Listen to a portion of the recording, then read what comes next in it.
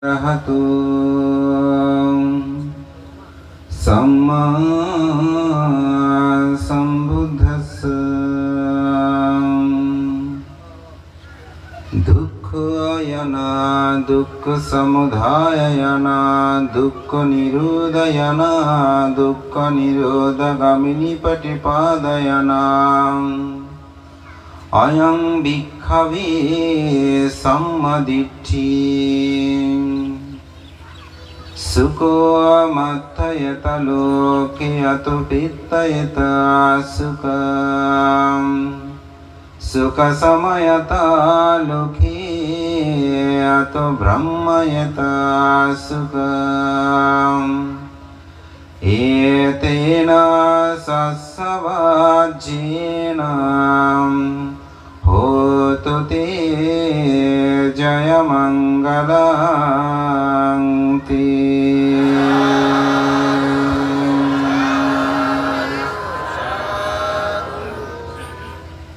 দক্ষিণ জয়নগর বিমুক্তি দর্শন অরণ্য ধ্যান কেন্দ্রে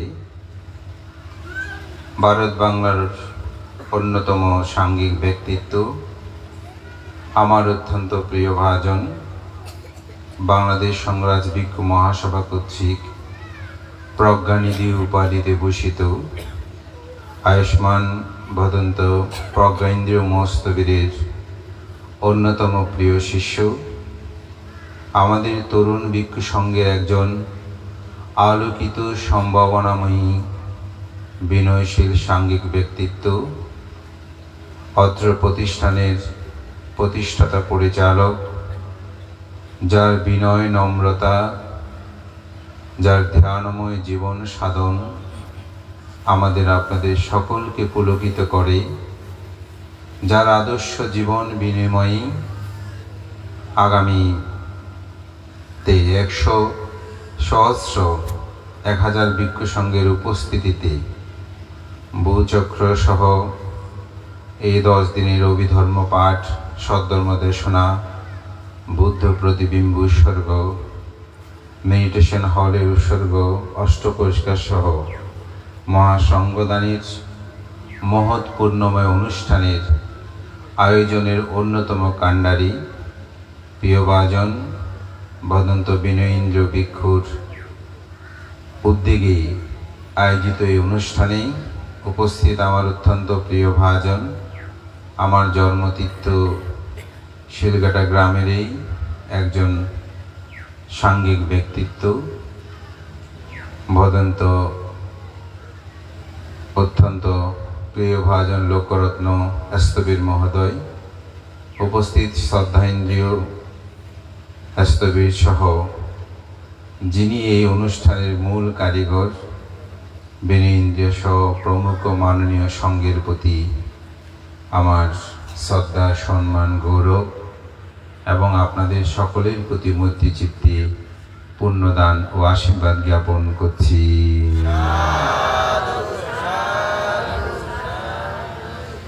দক্ষিণ জয়নগর আমার আসার সৌভাগ্য হয়নি বিবিধ কারণে। এটি আমার প্রথম আগমন এবং আমি নিজেও আসতে পেরে খুবই আনন্দপ্রীত অনুভব করছি। আমার দেশনার বিষয়বস্তুটা একটু জিজ্ঞাসা করেছিলাম বিনয়েন্দ্রকে, বললাম ওখানে কি কোনো বিষয়বস্তু নির্ধারণে কোনো দেশনা হবে কিনা। তো সে আমাকে বলল, ভান্তে আপনি মাতা পিতা নিয়ে দেশনা করেন, এটা আমার খুব ভালো লাগে, এই বিষয়টা নিয়ে একটু আলোচনা করবেন। আবার আপনারা যখন প্রার্থনা করেছেন যে দুঃখ থেকে মুক্তি লাভ করার জন্য ভান্তে আপনি ধর্ম দর্শনা করুন নির্বাণ সাক্ষাতের জন্য, তখন আবার চিন্তা করছি দুটি দিকে আমাকে দেশনাটা করতে হবে। তা আমি সেভাবেই আমার ধর্ম দেশনাটা করার চেষ্টা করব। বিশেষ করে বিনয়েন্দ্র ভিক্ষু সে তরুণ হলেও তার কথাবার্তা বাচবদা আমার শোনার যে কোনোভাবে সৌভাগ্য হয় এবং আমি মনে করি সে আপনাদেরকে সবসময় ধর্মদান করে এবং আপনাদের চিত্ত জগৎকে অবশ্যই পঞ্চ নিবারণ মুক্ত করার মতন তার চিত্ত চেতনায় যে জাগ্রতটা বুদ্ধির ধর্মরসসমূহ আছে সেগুলো আপনাদেরকে বিতরণ করি। তাই আমি আমার দেশনাকে দুটি ভাগেই ভাগ করে নিয়েছি। প্রথমে ছিল একটি ভাগ। যাই হোক, বুদ্ধির ধর্মটা কি এটি আমাদেরকে জানতে হবে। যদি কেউ মনে করেন যে 1,000 বা 1,000 ভিক্ষুকে আমি অষ্টপরিষ্কার দান করব, সঙ্গ দান করব, এখানে বুদ্ধ প্রতিবিম্ব প্রতিষ্ঠা করব, এবং যদি মনে করেন ভূচক্র মেলা, অভিধর্ম পাঠ, ধর্মদেশনা, এগুলোকে যদি আপনি ধর্ম মনে করেন, তাহলে কিন্তু বুদ্ধ ধর্ম নিয়ে প্রশ্ন উত্থাপিত হবে। আবার যদি কেউ এটাকে দর্শন মনে করেন, বলছে তাতেও একটি প্রশ্ন উত্থাপিত হবে। অতি সম্প্রতি একটি শ্রীলঙ্কার ভিক্ষু খুব সুন্দর এই বিষয়টা নিয়ে বলেছেন। বলতে কেউ বলে বুদ্ধ ধর্ম হচ্ছে একটি দর্শন, আবার কেউ বলে যখন হাত জোর করে বুদ্ধ প্রতিবিম্বকে বন্দনা করে বুদ্ধ প্রতিবিম্ব প্রতিষ্ঠিত হয় তখন সেটাকে আবার ধর্ম। আসলে বুদ্ধ ধর্মটা কি এটি আমাদেরকে উপলব্ধি করতে হবে। বুদ্ধ ধর্মটা হচ্ছে 4টি সত্য। সেই 4টি সত্য কি? দুঃখ আনা, দুঃখ সমুদয় আনা, দুঃখ নিরুদয় আনা, দুঃখ নিরুদয়গামিনী পাটিপাদায় আনা। দুঃখ কি? দুঃখের কারণ, দুঃখ নিরোধ, দুঃখ নিরোধের উপায়। এটাই হচ্ছে বৌদ্ধ ধর্ম। এটাকে যদি আপনি ধর্ম বলেন বলতে পারেন, আপনি এটাকে যদি দর্শন বলেন তাহলে দর্শন বলতে পারেন। এটি সম্পূর্ণ আপনার নিজস্ব ব্যাপার, কিন্তু বুদ্ধির ধর্মটা হচ্ছে এটাই। তাহলে সে বিষয়টা কি? দুঃখ কি? বুদ্ধ জগতে 8টি দুঃখের কথা বলেছেন।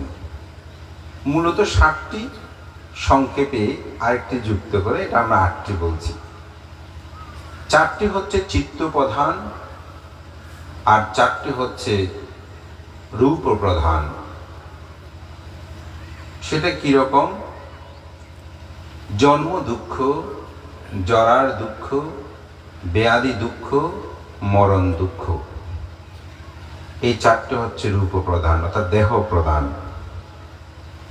আর 4টি হচ্ছে কি? চিত্ত প্রধান। সেটা কি? অপ্রিয় সংযোগ দুঃখ, প্রিয় বিয়োগ দুঃখ, স্ফীত বস্তু অলাভ দুঃখতা, যাহা চাই তাহা না পাওয়ার দুঃখ, সংক্ষেপে পঞ্চ উপাদান স্কন্দ দুঃখ।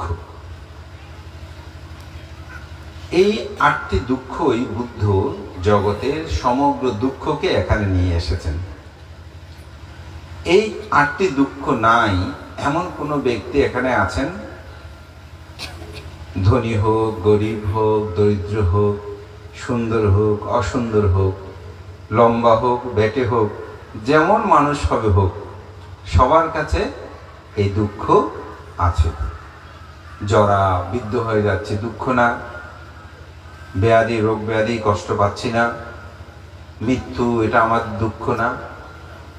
অপ্রিয় সংযোগ, যাহা পছন্দ করি না তার সাথে থাকা চলা, প্রিয় বিয়োগ, আপন জনকে হারানো,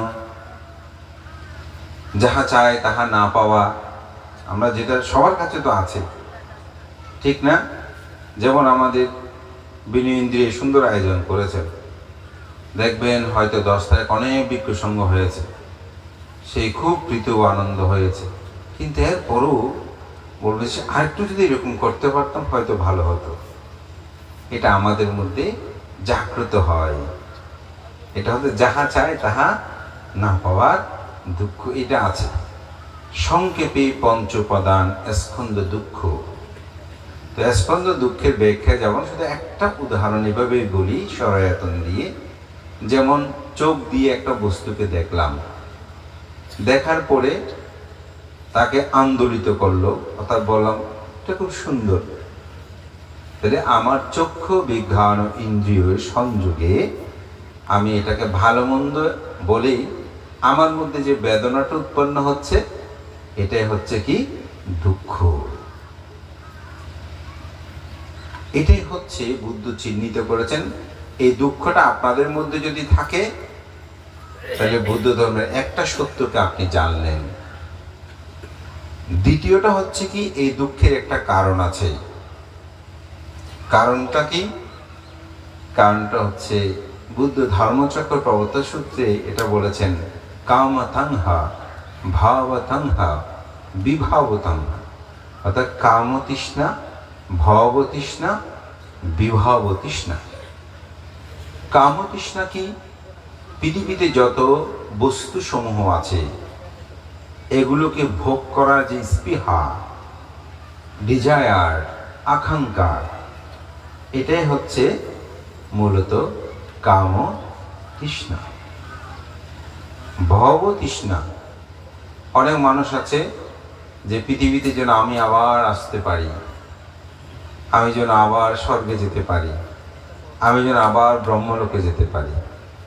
এরকম অনেক সময় স্বামী স্ত্রী প্রার্থনা করে আমরা যেন জন্ম জন্মান্তরে আবার আমাদের দেখা হয়, এরকম আমরা কামনা করি না?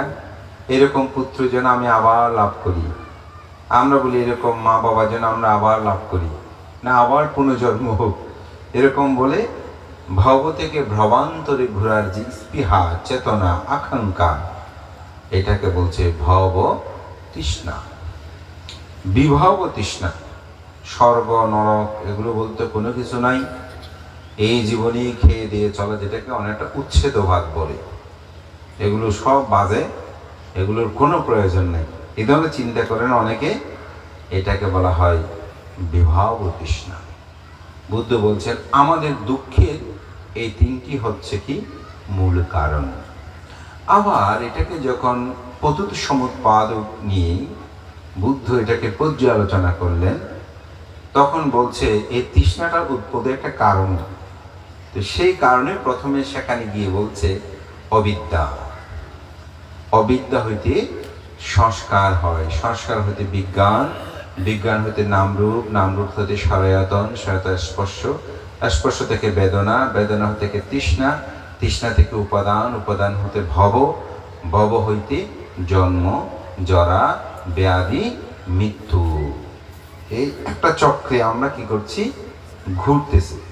এই ঘুরার মূলটা হচ্ছে কি অবিদ্যা। তৃষ্ণাটা উৎপন্ন হওয়ার কারণটা হচ্ছে অবিদ্যা। কেন? কারণ অবিদ্যা মানে না জানা, না জানলেই সেটা কি হয় অবিদ্যা। তো আমরা যে বিষয়টা জানি না, কি জানি না সেটা একটু পরে বলবো, তবে অবিদ্যাটাকে আমরা একটু স্পষ্ট করি। অবিদ্যাটা কি? অবিদ্যাটা হচ্ছে আমাদের জ্ঞাত নয়। আমার দেশনা যারা শোনেন, প্রায় সময় আমি একটা উদাহরণ দিই। একটা ছোট বাচ্চা, সে হামাগুড়ি দেয়, তো তার সামনে হারিকেল জ্বালালেই সে সেটা ধরতে চায়, তার কাছে সুন্দর লাগে। তো একদিন একজনে কি করেছে, কি তার হাতটা নিয়ে হারিকেলের যে চিমনি আছে ওখানে স্পর্শ করালো, সাথে সাথে সে হাও মাও করে কেঁদে দিল। কেন? ওই যে তাপ লেগেছে, তার হাত দগ্ধ হয়েছে। এরপর থেকে সে হারিকেলটা জ্বালালেই কান্না শুরু করে দেয়। কেন? কারণ সে প্রথমে দেখে এটাকে ভালো মনে করছে, সুন্দর লেগেছিল, আকর্ষিত হয়ে গিয়েছিল ধরতে, কিন্তু যখনই হাত সেখানে গরমের তাপ লাগলো, তখন সে বুঝতে পারলো জিনিসটা আসলে সঠিক নয়, সুন্দর নয়। এটা স্পর্শ করলেই হাতে তাপ লাগে, হাত দগ্ধ হয়, তখন সেটা থেকে সে দূরে থাকে, ঠিক না? তাহলে সে প্রথম যে জানে নাই, এটাই হচ্ছে অবিদ্যা। তারপর যখন সে জেনেছে, সেটাই হচ্ছে বিদ্যা। তো এখানে বুদ্ধ এই সামান্য বিষয়টা নিয়ে আসলে বিদ্যা বিদ্যা বলে নাই।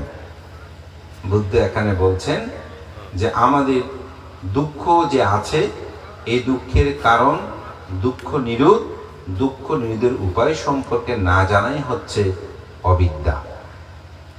এই অবিদ্যার কারণেই সংস্কারটা উৎপন্ন হয়। সংস্কারটা যখন তখন বিজ্ঞান, ওই ব্যাখ্যে গেলে আমি আমার দেশনার মূলে আমি যেটা বলতে চাই সেখানে যেতে পারবো না। হয়তো এটা যেহেতু প্রত্যেকদিন দেশনা হচ্ছে, তখন যদি কেউ চতুরার্য সম্পর্কে দেশনা করে হয়তো এই বিষয়গুলো বিস্তারিত আলোচনা হবে।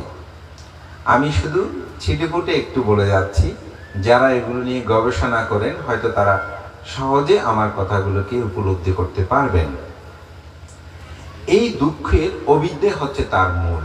এটি যখন দ্বাদশ আয়তন বুদ্ধ ব্যাখ্যা করতে তখন সেটি বলেছেন, এটা হচ্ছে দুঃখের কারণ। যদি এটাকে আপনাদেরকে সহজ করে বলি, তৃষ্ণাটাই হচ্ছে দুঃখের কারণ। দুঃখ নিরোধ, তৃষ্ণা নিরোধ হলে, ওই অবিদ্যা নিরোধ হলে দুঃখটা নিরোধ হবে। ছোট বাচ্চাটা যখন জেনেছে এখানে হাত দিলেই দগ্ধ করে, তখন সে এটা আর ধরতে যায় না। ধরতে যায় না বলেই তার কাছে তৃষ্ণাটা আর নেই, বুঝেছে সেই। তাহলে যখনই তৃষ্ণাটা নিরোধ হয়েছে, অবিদ্যাটা নিরোধ হয়েছে, তখন তার তৃষ্ণা আর জাগ্রত হয়নি। এটা হচ্ছে তৃষ্ণা নিরোধ। অর্থাৎ অবিদ্যা নিরোধ হলে সংস্কার নিরোধ হবে, সংস্কার নিরোধ হলে বিজ্ঞান নিরোধ হবে, বিজ্ঞান নিরোধ হলে নামরূপ নিরোধ হবে, নামরূপ নিরোধ হলে সরায়তন নিরোধ হবে, সরায়তন নিরোধ হলে স্পর্শ নিরোধ হবে, স্পর্শ নিরোধ উপাদান নিরোধ হবে, উপাদান নিরোধ হলে ভব নিরোধ হবে, ভব নিরোধ হলে জন্ম নিরোধ হবে। জন্ম যদি নিরোধ হয় তাহলে জরা ব্যাধি মৃত্যু এগুলো থাকবে? থাকবে না। এই দুঃখটা আমাদের কাছে, জন্মটাকে আমরা দুঃখ মনে করি না। অনেকে বলে, ভান্তে জন্ম যদি না হতো আমি কি আপনাকে দেখতাম? জন্ম না হলে কি এই সংসার ভবচক্র, এই সংসারের মধ্যে কি এত সুন্দর এই সুন্দর পৃথিবী আমরা কি দেখতাম? স্বামী স্ত্রী পুত্র, এখানে সুখ দুঃখ থাকলেও এখানে বান্ধব সুখ দুঃখ দুটোই আছে। তো তাহলে জন্মটাকে সে অনেক সময় দুঃখ মনে করে না। তবে আপনি তো মানব জন্মটাকে হয়তো সুখ দুঃখ ভাবছেন। একটা গরুর কথা কখনো ভেবেছেন? আমি মাঝে মধ্যেই যখন রাস্তায় কোনো কারণে গাড়ির মধ্যে গরু দর্শন করি, ওই যে ফাইল করে করে গাড়িগুলোতে গরু নিয়ে যাচ্ছে, তো মাঝে মধ্যে ভাবছি এই গরুগুলো বলে যে এগুলো একেবারে ইন্ডিয়ার বর্ডার থেকে আসছে। তাহলে চিন্তা করতেছি 2-3 দিন এই গরুটা দাঁড়িয়ে আছে, কেমন ভাবে সেই কষ্ট পাচ্ছে। আবার তাকে আনন্দ উৎসব করে জবাই করে হত্যা করে, দেখেন তির্যক প্রাণীগুলো জন্মগ্রহণ করে তার কিনা দুঃখ। তাহলে এই দুঃখটা তোকে সুখ দুঃখ আছে? বুদ্ধ এটি খুব সুন্দর উদাহরণ দিয়েছেন। বলছেন একটি লাঠিকে উপরে নিক্ষেপ করলে তার কোন অংশটা মাটিতে আগে পড়বে এটা যেমন কেউ বলতে পারে না। একজন মানুষ যদি মৃত্যুবরণ করে, মৃত্যুর পর তিনি কোথায় উৎপন্ন হবেন এটিও তিনি বলতে পারে না। তো এই জন্মে আমরা মানুষ হলাম, যেহেতু আমরা জন্মান্তরবাদী বিশ্বাসী, তাহলে মৃত্যুর পরে যদি সেরকম তির্যক, প্রেত, অসুর, নিরয়ের মধ্যে উৎপন্ন হই, তখন আমাদের অবস্থাটা কি হবে? সেজন্যই জন্মটা অবশ্যই, মানব জন্মটা দুর্লভ, আনন্দের। তবে সেটা যদি নিরোধ করতে পারে তবে সেই জন্মটাই হবে সার্থক। আমি যে কথাটা বলছি, এই জন্মের কারণে কিন্তু জরা ব্যাধি মৃত্যু এগুলো উৎপন্ন হয়। তো এটা যদি নিরোধ হয়, জন্ম নিরোধ হলে দুঃখ নিরোধ। দুঃখ নিরোধের উপায় এটাকে বলেছে আর্যাটাঙ্গিক মার্গ সাত্থানাং বিশুদ্ধিয়া। সত্যদের বিশুদ্ধির জন্য একমাত্র পথ হচ্ছে আর্যাষ্টাঙ্গিক মার্গ, যেটাকে বলে সম্যক দৃষ্টি, সম্যক সংকল্প, সম্যক বাক্য, সম্যক কর্মান্তর, সম্যক আজীব, সম্যক ব্যায়াম, সম্যক স্মৃতি, সম্যক সমাধি। এটা হচ্ছে মানব মুক্তির একমাত্র পথ, যাকে সংক্ষেপে চতুরার্য সত্য আরো সংক্ষেপে বলছে শীল, সমাধি, প্রজ্ঞা। এটাই হচ্ছে বুদ্ধিজম। এটার বাইরে আর কোনো ধর্ম নাই। বুদ্ধ এটা স্পষ্ট বলেছেন, চাতুর্শস্য বিনিমুক্ত ধাম্ম বিননাত্তি। চতুরার্য সত্য ব্যতীত পৃথিবীতে অন্য কোনো ধর্ম বিদ্যমান নাই। তাহলে এই যে আজকে এখানে ভূচক্র এবং অষ্টপরিষ্কার, সঙ্গদান, অভিধর্ম পাঠ, এগুলো কি ধর্ম নয়? অবশ্যই ধর্ম। যেমন একটি গাছের মূল কাণ্ডটাই শুধু গাছ নয়, ডাল পালা যদি না থাকে গাছের সৌন্দর্য বৃদ্ধি পাবে না, এই গাছ রক্ষা করা যাবে না। ঠিক এগুলোরও কি আছে? প্রয়োজন আছে। তবে শেকড়, পাতা, ডালপালা এগুলোকে যদি ধর্ম বলে গ্রহণ করে থাকেন তাও কিন্তু ভুল হবে। সেজন্য বুদ্ধের ধর্ম দর্শনের মূলটাই হচ্ছে চতুরার্য সত্য তথা আর্যাষ্টাঙ্গিক মার্গ। এই শীল, সমাধি, প্রজ্ঞায় যদি আপনার জীবনকে পূর্ণতা সাধন করেন তাহলে আপনার জীবন দুঃখ থেকে আপনি মুক্তি লাভ করতে পারবেন। সেজন্য বুদ্ধের একটি গাথাই আসলে বুদ্ধের ধর্মকে উপলব্ধি করা যাবে। সেটা কি? সাব্বা পাপাস্য আকারাণং কুশলাস্য উপসম্পদা সাচিত্ত পারিয়ুদপানাং ইথাং বুদ্ধানা শাসনাং। বুদ্ধ বলছেন যে সমস্ত পাপ থেকে দূরে থাকা।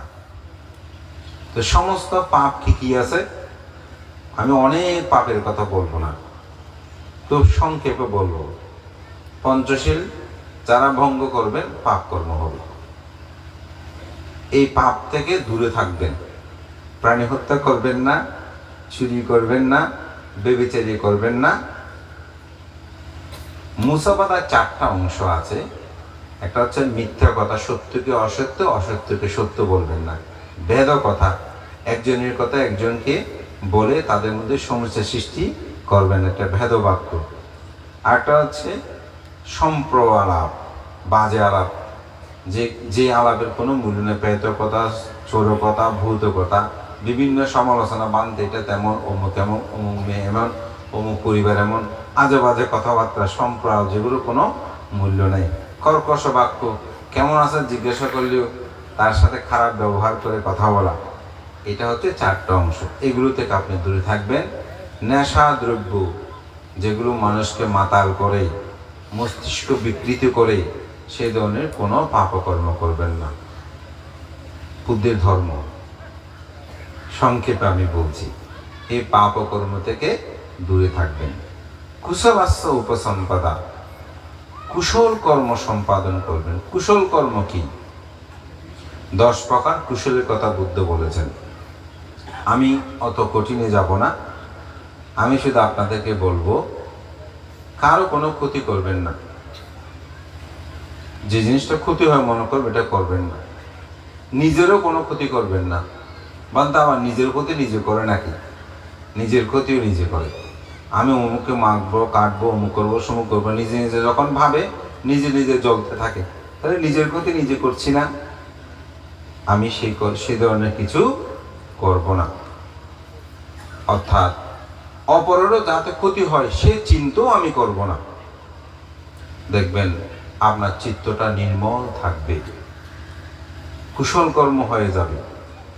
আপনি রাস্তা দিয়ে হেঁটে যাচ্ছেন, একটা কলার খোসা পড়ে আছে, আপনি দেখলেন যে এটাতে পিছলে খেয়ে কারো পা ভেঙে যেতে পারে। কলার খোসাটা নিয়ে যখন আপনি ডাস্টবিনে রাখবেন, এটাও কুশল কর্ম। এটাও কোন কর্ম? কুশল কর্ম। আমাদের অনেক উপাসক উপাসিকা বলে, বানতে আমার হৃদয়টা অনেক বড়, অনেক দান করতে ইচ্ছে করে, কিন্তু আমার কাছে টাকা পয়সা নেই। আমি তাকে বলবো, টাকা পয়সা আপনার লাগবে না, আপনি মনটাকে ভালো রাখবেন। দান কেন করে? মন ভালো করার জন্য। দান করে যে কিসের জন্য? মন ভালো করার জন্য। কিন্তু আমরা কি সবাই মন ভালো করার জন্য দান করি? না। পৃথিবীতে কিছু কিছু মানুষ আছে নাম যশ কীর্তি প্রতিপত্তির আশায় দান করে। আমি দান করতেছি আমার সুনাম সুযশ হবে, তাহলে সে নামের জন্য দান করে। এ নামে দুঃখ আছে? আছে তো। কারণ যখন নাম করবে না, বলতে বান্ধে দেখছেন আমি এত দান করলাম, কিন্তু লোকটি আমার একটা শব্দও বলে নাই। এই বান থেকে আমি এত দান দিয়েছি, বানতে দেখছেন আমার নামটা একটু বলেছে কিনা। দেখেন, তাহলে দান করে দুঃখ পেয়েছে না? তো বুদ্ধ তো বলেছেন দান করে আপনি সুখ পাবেন। তাহলে মানুষের দুঃখ পেয়েছে কেন? কারণ তার দানটা যথার্থ নয়। পৃথিবীতে কিছু কিছু মানুষ দান করে অপরকে ছোট করার জন্য, বলে যে আমি তাকে দান, সে যেন আমার কাছে ছোট হয়। হ্যাঁ, অনেক সময় সে কত দান করেছে, বলতে 500 টাকা, আমি 600 টাকা দান করব, মূলত তার উপরে যাওয়ার জন্য। ঠিক না? তাহলে সে দান করে কি সুখ পাবে? না। কোনো সময় সে 600 দান করেছে, পরে আরেকজন এসে যখন বলবে যে না আমি আরো 200 টাকা দান করে বানতে, লিস্টে যখন দেখতেছে যে তার 600 আর যার সাথে প্রতিযোগিতা নেই তার 700, তাহলে মন খারাপ হয়ে গেল না? তাহলে দান করে দুঃখ পেয়েছে না? দান করে দুঃখ। বুদ্ধ এটাকে দান হয়নি বলেনি, অঙ্গুত্তনিকে এটা বুদ্ধ বলছেন দান হবে, এটাও দান। কিন্তু এই দানে কি হয়? দুঃখ পাই। কিছু কিছু মানুষ দান করে নিজে খেতে না পেরে।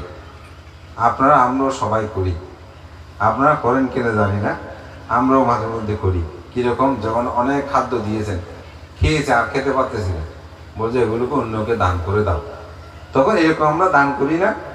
আপনারা করেন? করেন তো। এটাও কি দান, কিন্তু এই দানেও কি আছে? দুঃখ আছে। উদাহরণ দিতে হবে না, আশা করি বুঝে নিতে পারবেন। অনেকের অডাল ও ধন সম্পদ আছে, সে মনে করতো আমি এত টাকা পয়সা দিয়ে কি করব, এটা দান করে ফেলি। সে অর্থে অনেকে দান করে না? সে অর্থে অনেকে দান করে। আবার কিছু কিছু মানুষ দান করে আমি যদি দান করে আরো দান পাবো। আপনারা সেরকম করেন। বিবাহ বাড়িতে যাওয়ার সময় একটা গিফট নিয়ে গেছেন, যখন আপনাদের অনুষ্ঠান হচ্ছে সে এসেছে, বলছে কি কি দিয়েছে দেখি, তো বলতেছেন যে ও আমি তো দিয়েছিলাম স্বর্ণের অমুক, দেখছো সে ছোট একটা আংটি দিয়ে চলে গেছে। তাহলে দেখেন দানটা করেছে কি জন্য? আপনি পাওয়ার জন্য। যখন উপযুক্ত পাননি, মনে কি এসেছে? কষ্ট এসেছে না? দুঃখিত। দানটাকে হয়নি, হয়েছে, কিন্তু এই দানে কি আছে? দুঃখ আছে। একজন তো বানতে জীবনে কত দান করলাম, কিন্তু আমার তো কোনো পরিবর্তন হয়নি। কিন্তু অমুক দেখেন সে কৃপণ ছিল, তেমন দান ধর্ম, কিন্তু তার অনেক অর্থবিত্ত। তাহলে দান করে প্রত্যাশা। আর কেউ কেউ দান করে যেন আমি জন্ম জন্মান্তরে এই সম্পদটা পাই, সেটাকে কি আছে? দুঃখ আছে। কারণ বানতে আসলে তো আমি দান করেছি এত, এটা কি সত্যি জন্ম জন্মান্তরে পাবো? তাহলে ভয় একটা আছে না? সেখানেও কি আছে? দুঃখ আছে। আবার পৃথিবীতে কিছু মানুষ দান করে আমি যদি দান করি স্বর্গের মধ্যে অপ্সরা আছে, স্বর্গের মধ্যে যাহা চায় তাহা পাওয়া যায়, খুব সুখ ভোগ করা যাবে। হ্যাঁ, সে অর্থে আমি দান করছি। এরকম করে অনেকে দান করে না? সে দানের কি আছে? ভয় আছে, দুঃখ আছে। কেন? আসলে কি স্বর্গে আমি যেতে পারবো? স্বর্গে কি এরকম ভোগ সম্পদ পাবো? তাহলে দুঃখ আছে না? পৃথিবীতে আরেকটি দান আছে, সে দানটি আপনারা কিন্তু মুখে বলেন, কিন্তু মনের মধ্যে আছে কিনা জানি না। সেটা কি বলেন? ইদাং ইদাং মে দানাং আসাবা কায়াবাহাং হতো ইদাং মে পুয়াং নিব্বানাসা পাচ্ছায় হতো। এটা বাংলা জানেন, অনেকে জানেন, অনেকে হয়তো জানেন না। কিন্তু আমাদের ভান্তারা আপনাদেরকে সঠিকভাবে দিক নির্দেশনা দিয়েছেন। আপনারা বলতেছেন, কিন্তু মনে এক কথা, মুখে আরেক কথা হয়ে যায়। তো ওখানে কি আছে? ইধাং মে দানাং আসাবা খায়াবাহাং হতো। এই দানের প্রভাবে আমার সমস্ত আশা ক্ষয় হোক, নির্বাণ লাভের হেতু হোক। বলুন তো, এই দানের প্রার্থনায় পূর্বে যে দান করে যে প্রার্থনাগুলো ছিল সেগুলো এখানে আছে কিনা? নেই। এটা হচ্ছে কি? আসক ক্ষয় হোক। তো আসক ব্যাখ্যা দিলে আরো, আসক 4 প্রকার। এবং বুদ্ধ যখন বুদ্ধত্ব লাভ করেন তখন তিনি প্রথম জাতিস্বর জ্ঞান লাভ করেন প্রথম জামে, দ্বিতীয় জামে লাভ করেন শতদের চতুৎপত্তি জ্ঞান, তৃতীয় জামে যেটা লাভ করেন সেটাকে বলা হয় আসক্ষয় জ্ঞান। এই আসক্ষয় জ্ঞান যখন উৎপন্ন হয় সেদিন থেকে তিনি বুদ্ধ হয়ে গেছেন। তো এই আসকটা আবার 4 প্রকার: কাম আসক, ভব আসক, দৃষ্টি আসক, অবিদ্যা আসক। ওই তৃষ্ণার যে ব্যাখ্যা করেছি আমি একটু করে, ওখানে মূলত এগুলোর সংমিশ্রণ আছে।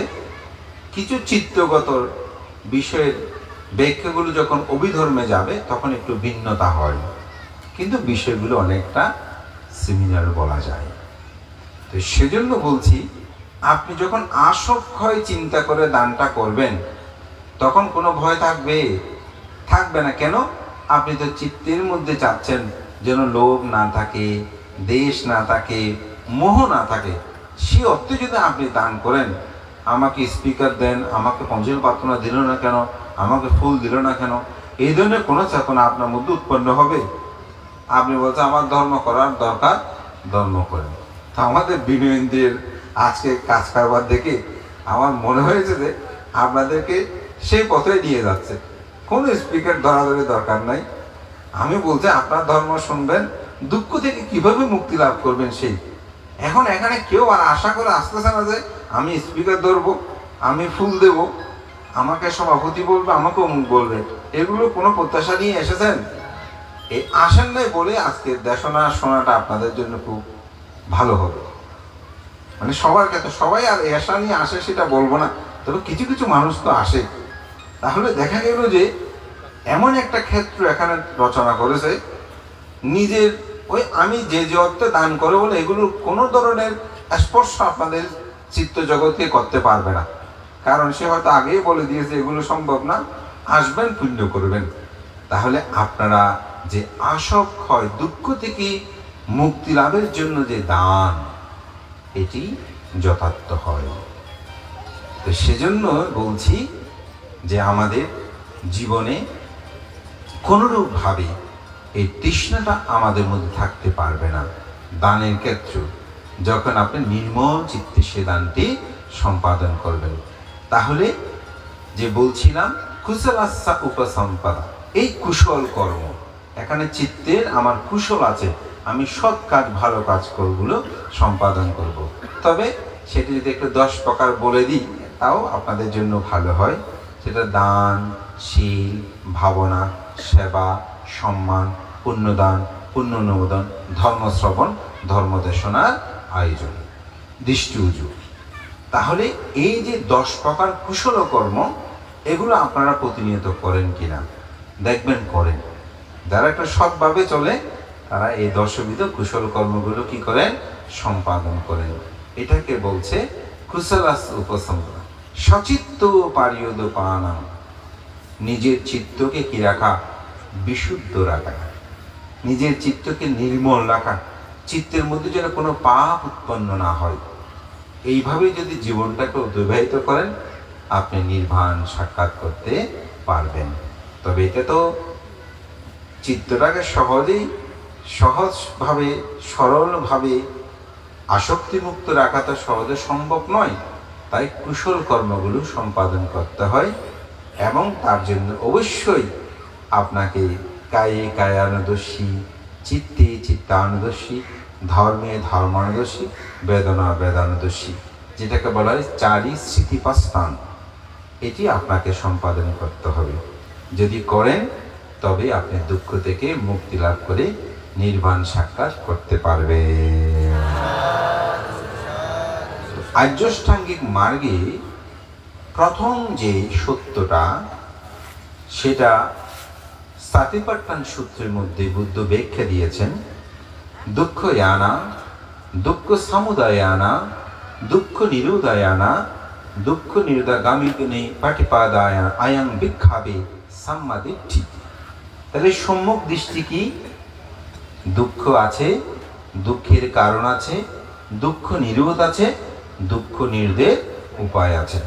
এটাকে বলা হয় সম্যক দৃষ্টি। এই সম্যক দৃষ্টির আরেকটি ব্যাখ্যা আছে। যেটি আপনাদের জন্য সহজ করে বলা যায়। আমাদের পরম শ্রদ্ধেয় রাজগুরু ধর্মরত্ন মহস্তবী তিনি পরিনির্বাণ সূত্রে পরিশিষ্টে এই বিষয়ে খুব সুন্দর কিছু ব্যাখ্যা দিয়েছেন।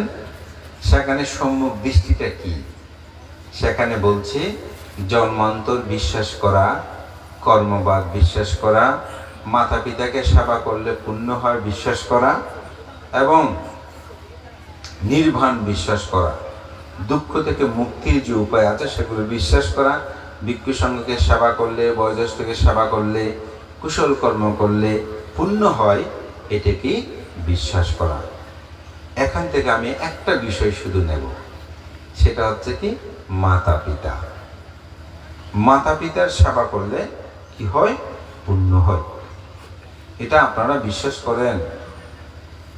আপনারা অনেকেই মনে করতে পারেন ভান্তে স্বর্গ নরক চোখে তো দেখি না, নির্বাণও দেখি না, ঠিক না? প্রেত অসুর নিরয় ৩১ যে লোকভূমির কথা বলতেছে, এগুলো আমরা কোনো কিছু দেখি নাই। আমি সেই মানুষগুলোকে বলি, আপনি দেখেন নাই, আপনাকে আমি দেখাতেও পারবো না, বুঝাতেও পারবো না। কিন্তু পিতামাতা যে আপনার জন্য করেছে, এটা কি দেখার জন্য স্বর্গ নরকে যেতে হবে? এটা দেখার জন্য স্বর্গ নরকে যেতে হবে না।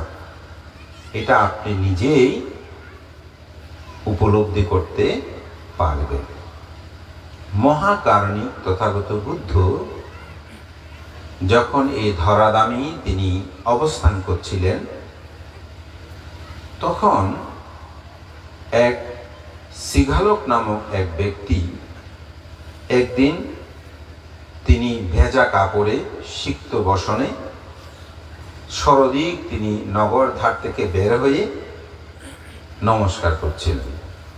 তার একটা মহা কারণ আছে। কারণ হচ্ছে তার পিতা কিন্তু খুব ধার্মিক ছিল। তো পুত্রকে প্রায় সময় বলতো, চলো বুদ্ধের কাছে যাই, একটু ধর্ম কথা শুনি।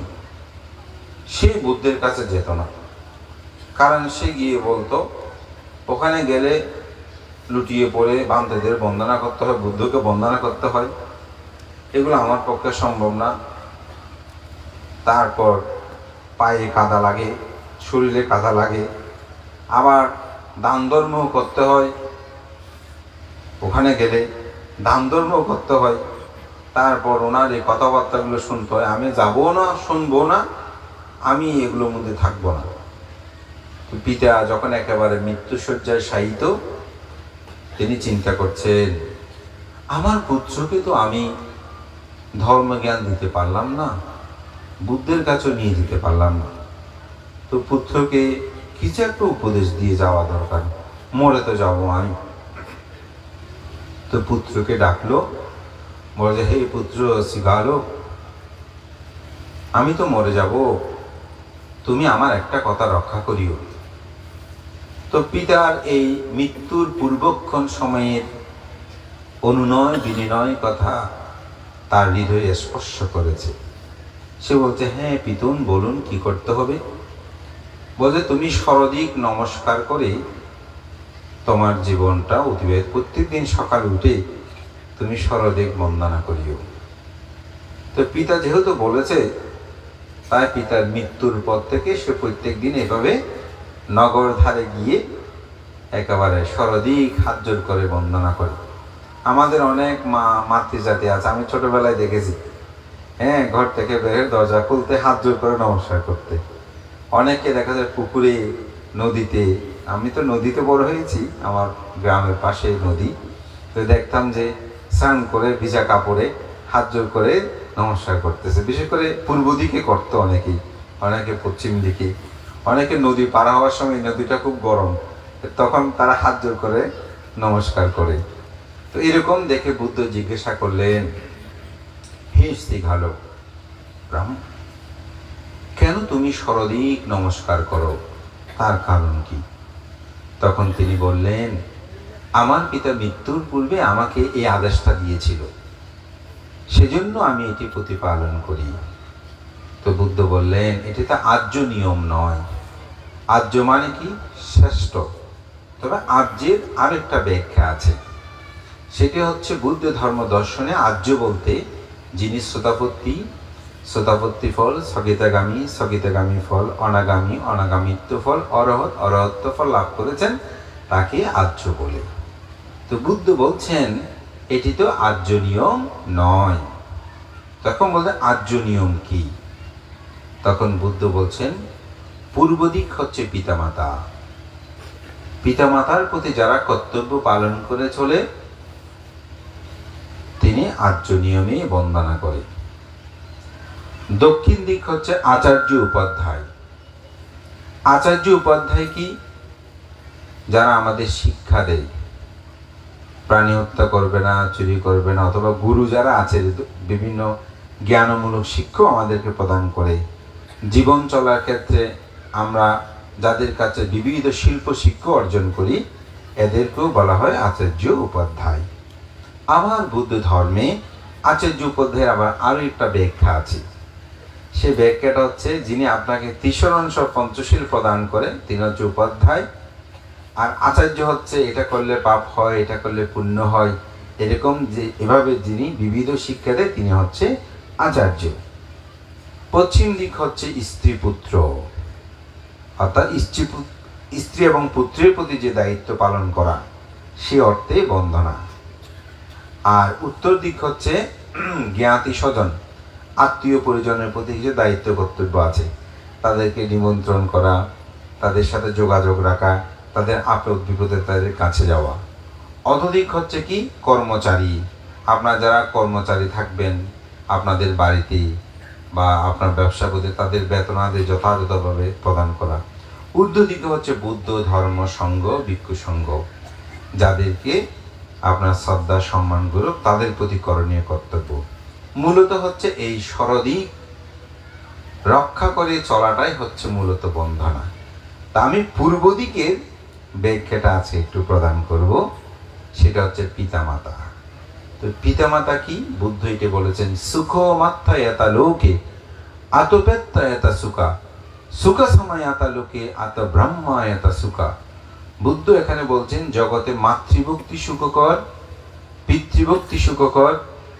সাধু সৎপুরুষ ব্রাহ্মণ বলতে এখানে অরহৎ ভিক্ষু সংঘদেরকে বোঝানো হয়, তাদের ভক্তি হচ্ছে সুখপ্রদ কর্ম। তাহলে আমি যে সম্যক দৃষ্টির মধ্যে বলেছি পিতামাতাকে সেবা করলে পুণ্য হয়, এটা কিন্তু এই সম্যক দৃষ্টির সাথে একটা সম্পর্ক বিদ্যমান আছে। তো বুদ্ধ এই পিতামাতাকে বিবিধভাবে ব্যাখ্যা করেছেন।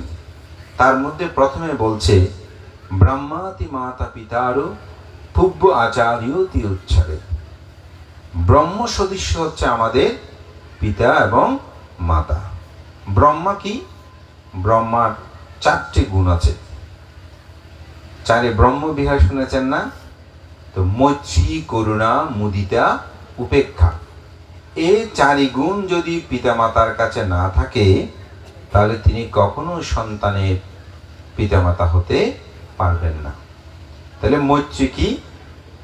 যিনি আপনার অমঙ্গল কামনা করে তারও মঙ্গল কামনা করা, আপনার যে ক্ষতি করে তারও উপকার সাধন করা। তো সন্তান কি ক্ষতি করে?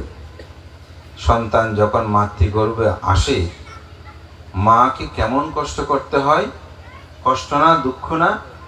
তো তিনি যদি তাহলে শত্রু কষ্টকে দেয়, শত্রু তো কষ্ট দেয়, তাহলে সন্তান সেই মুহূর্তে শত্রু রূপে আপনাকে কষ্ট দিচ্ছে, আপনি কি করছেন? মৈত্রী দিচ্ছেন। না, কষ্ট হলেও আমার এই সন্তানকে রক্ষা করতে হবে। তাহলে কি দিয়েছেন? মৈত্রী দিয়েছেন। মৈত্রী না থাকলে কেউ মা হতে পারবেন? বাবারও এখানে একটা ভূমিকা আছে, তবে সেই ব্যাখ্যাটা একটু বইয়ে পড়ে নেবেন, আমি জাস্ট একটু ইঙ্গিত দেব। বাবাকেও তার যৌবিক চাহিদার ক্ষেত্রে সংযম হতে হয়। আমার পুত্রকে রক্ষা করতে হলে আমার যৌবিক চাহিদাগুলোকে সংযম করতে হবে। তাহলে সেখানে মৈত্রী আছে না? মৈত্রী আছে। পিতারও কিন্তু সেই ভূমিকা আছে। করুণা, করুণা মানে কি? দয়া। তো বুদ্ধকে এই জন্য মহাকারুণিক বলে। তো বুদ্ধের করুণাটা আরো বিশাল, এটা আমি বোঝার জন্য এখানে বলছি দয়া। সন্তান যত ধরনের সে পায়খানা পেশাব যত কিছু করুক, আপনারা কি করেন? ফেলে দেন সন্তানকে? না, কি করেন? আপনারা দয়া করে, করুণা করে সেই সন্তানকে সুন্দর করে রেখে আরো পরিষ্কার পরিচ্ছন্ন করেন। মনে হচ্ছে যেগুলো যেন চন্দন কাষ্ঠের মতন সুগন্ধি দ্রব্য, পায়খানা পেশাব সেভাবে পরিষ্কার করছে না। আমি গতকালকে একজনকে বলছিলাম, বলে যে ভান্তে, ওনার মায়ের কথা বলতে গিয়ে বলতে, ভান্তে এরকম সেবা করতে করতে এরকম। তা আমি বললাম, আপনার মা আপনার জন্য করেছেন এরকম? কত বছর করেছে হিসাব করে দেখেন তো। বলছেন আমাদের তা ঠিক করছি, তবুও বলছি আপনাকে একটু। আসলে দেখেন, এই দয়া কার কাছে আছে? মায়ের কাছে অপরিসীম এই দয়া বিদ্যমান রয়েছে। এটাকে বলা হয় দয়া, করুণা। মুদিতা, সুখে সুখী হওয়া, দুঃখে দুঃখী হওয়া। এটা এত সহজ না। আপনাদের ভাই বোন বলেন, তাদের মধ্যে মাঝে মধ্যে মুদিতার অভাব হয়। বোন যদি বেশি সম্পদশালী হয়, হ্যাঁ, আর এক বোনে বলে তোমার এত টাকা পয়সা, এরকম বলে না। ভাই যদি উন্নতি হয়, ভাইকে অনেক সময় হিংসা করে না। তো মুদিতা মানে কি? তার সুখে সুখী হওয়া, তার দুঃখে দুঃখী হওয়া। আমার বোন তো সে সম্পদশালীতে খুব ভালো হয়েছে, আমার শিষ্য সে ঊর্ধ্বে উঠে খুব ভালো হয়েছে, সে আমার শিষ্য না হোক বিজ্ঞটা খুব ভালো, সে যে ভালো কাজ করছে, এটি তার সুখে সুখী হওয়া। সে যখন কষ্ট পায়, সে কেন যে কষ্ট পাচ্ছে, দুঃখে দুঃখে হওয়া। মা বাবার কাছে এটি অপরিসীম। ছেলে কান্না করতেছে, মাও কান্না করতেছে, ছেলে হাসতেছে, মাও হাসতেছে। সেদিন একটা কথা আছে না, মা যে বলে তুমি জিতলেই আমি জিতে যাই, ঠিক না? এইটাই হচ্ছে মুদিতা, অর্থাৎ অপরের সুখী সুখী হওয়া, অপরের দুঃখে দুঃখী হওয়া। এটি মায়ের কাছে সন্তানের প্রতি, পিতার কাছে সন্তানের প্রতি অপরিসীম।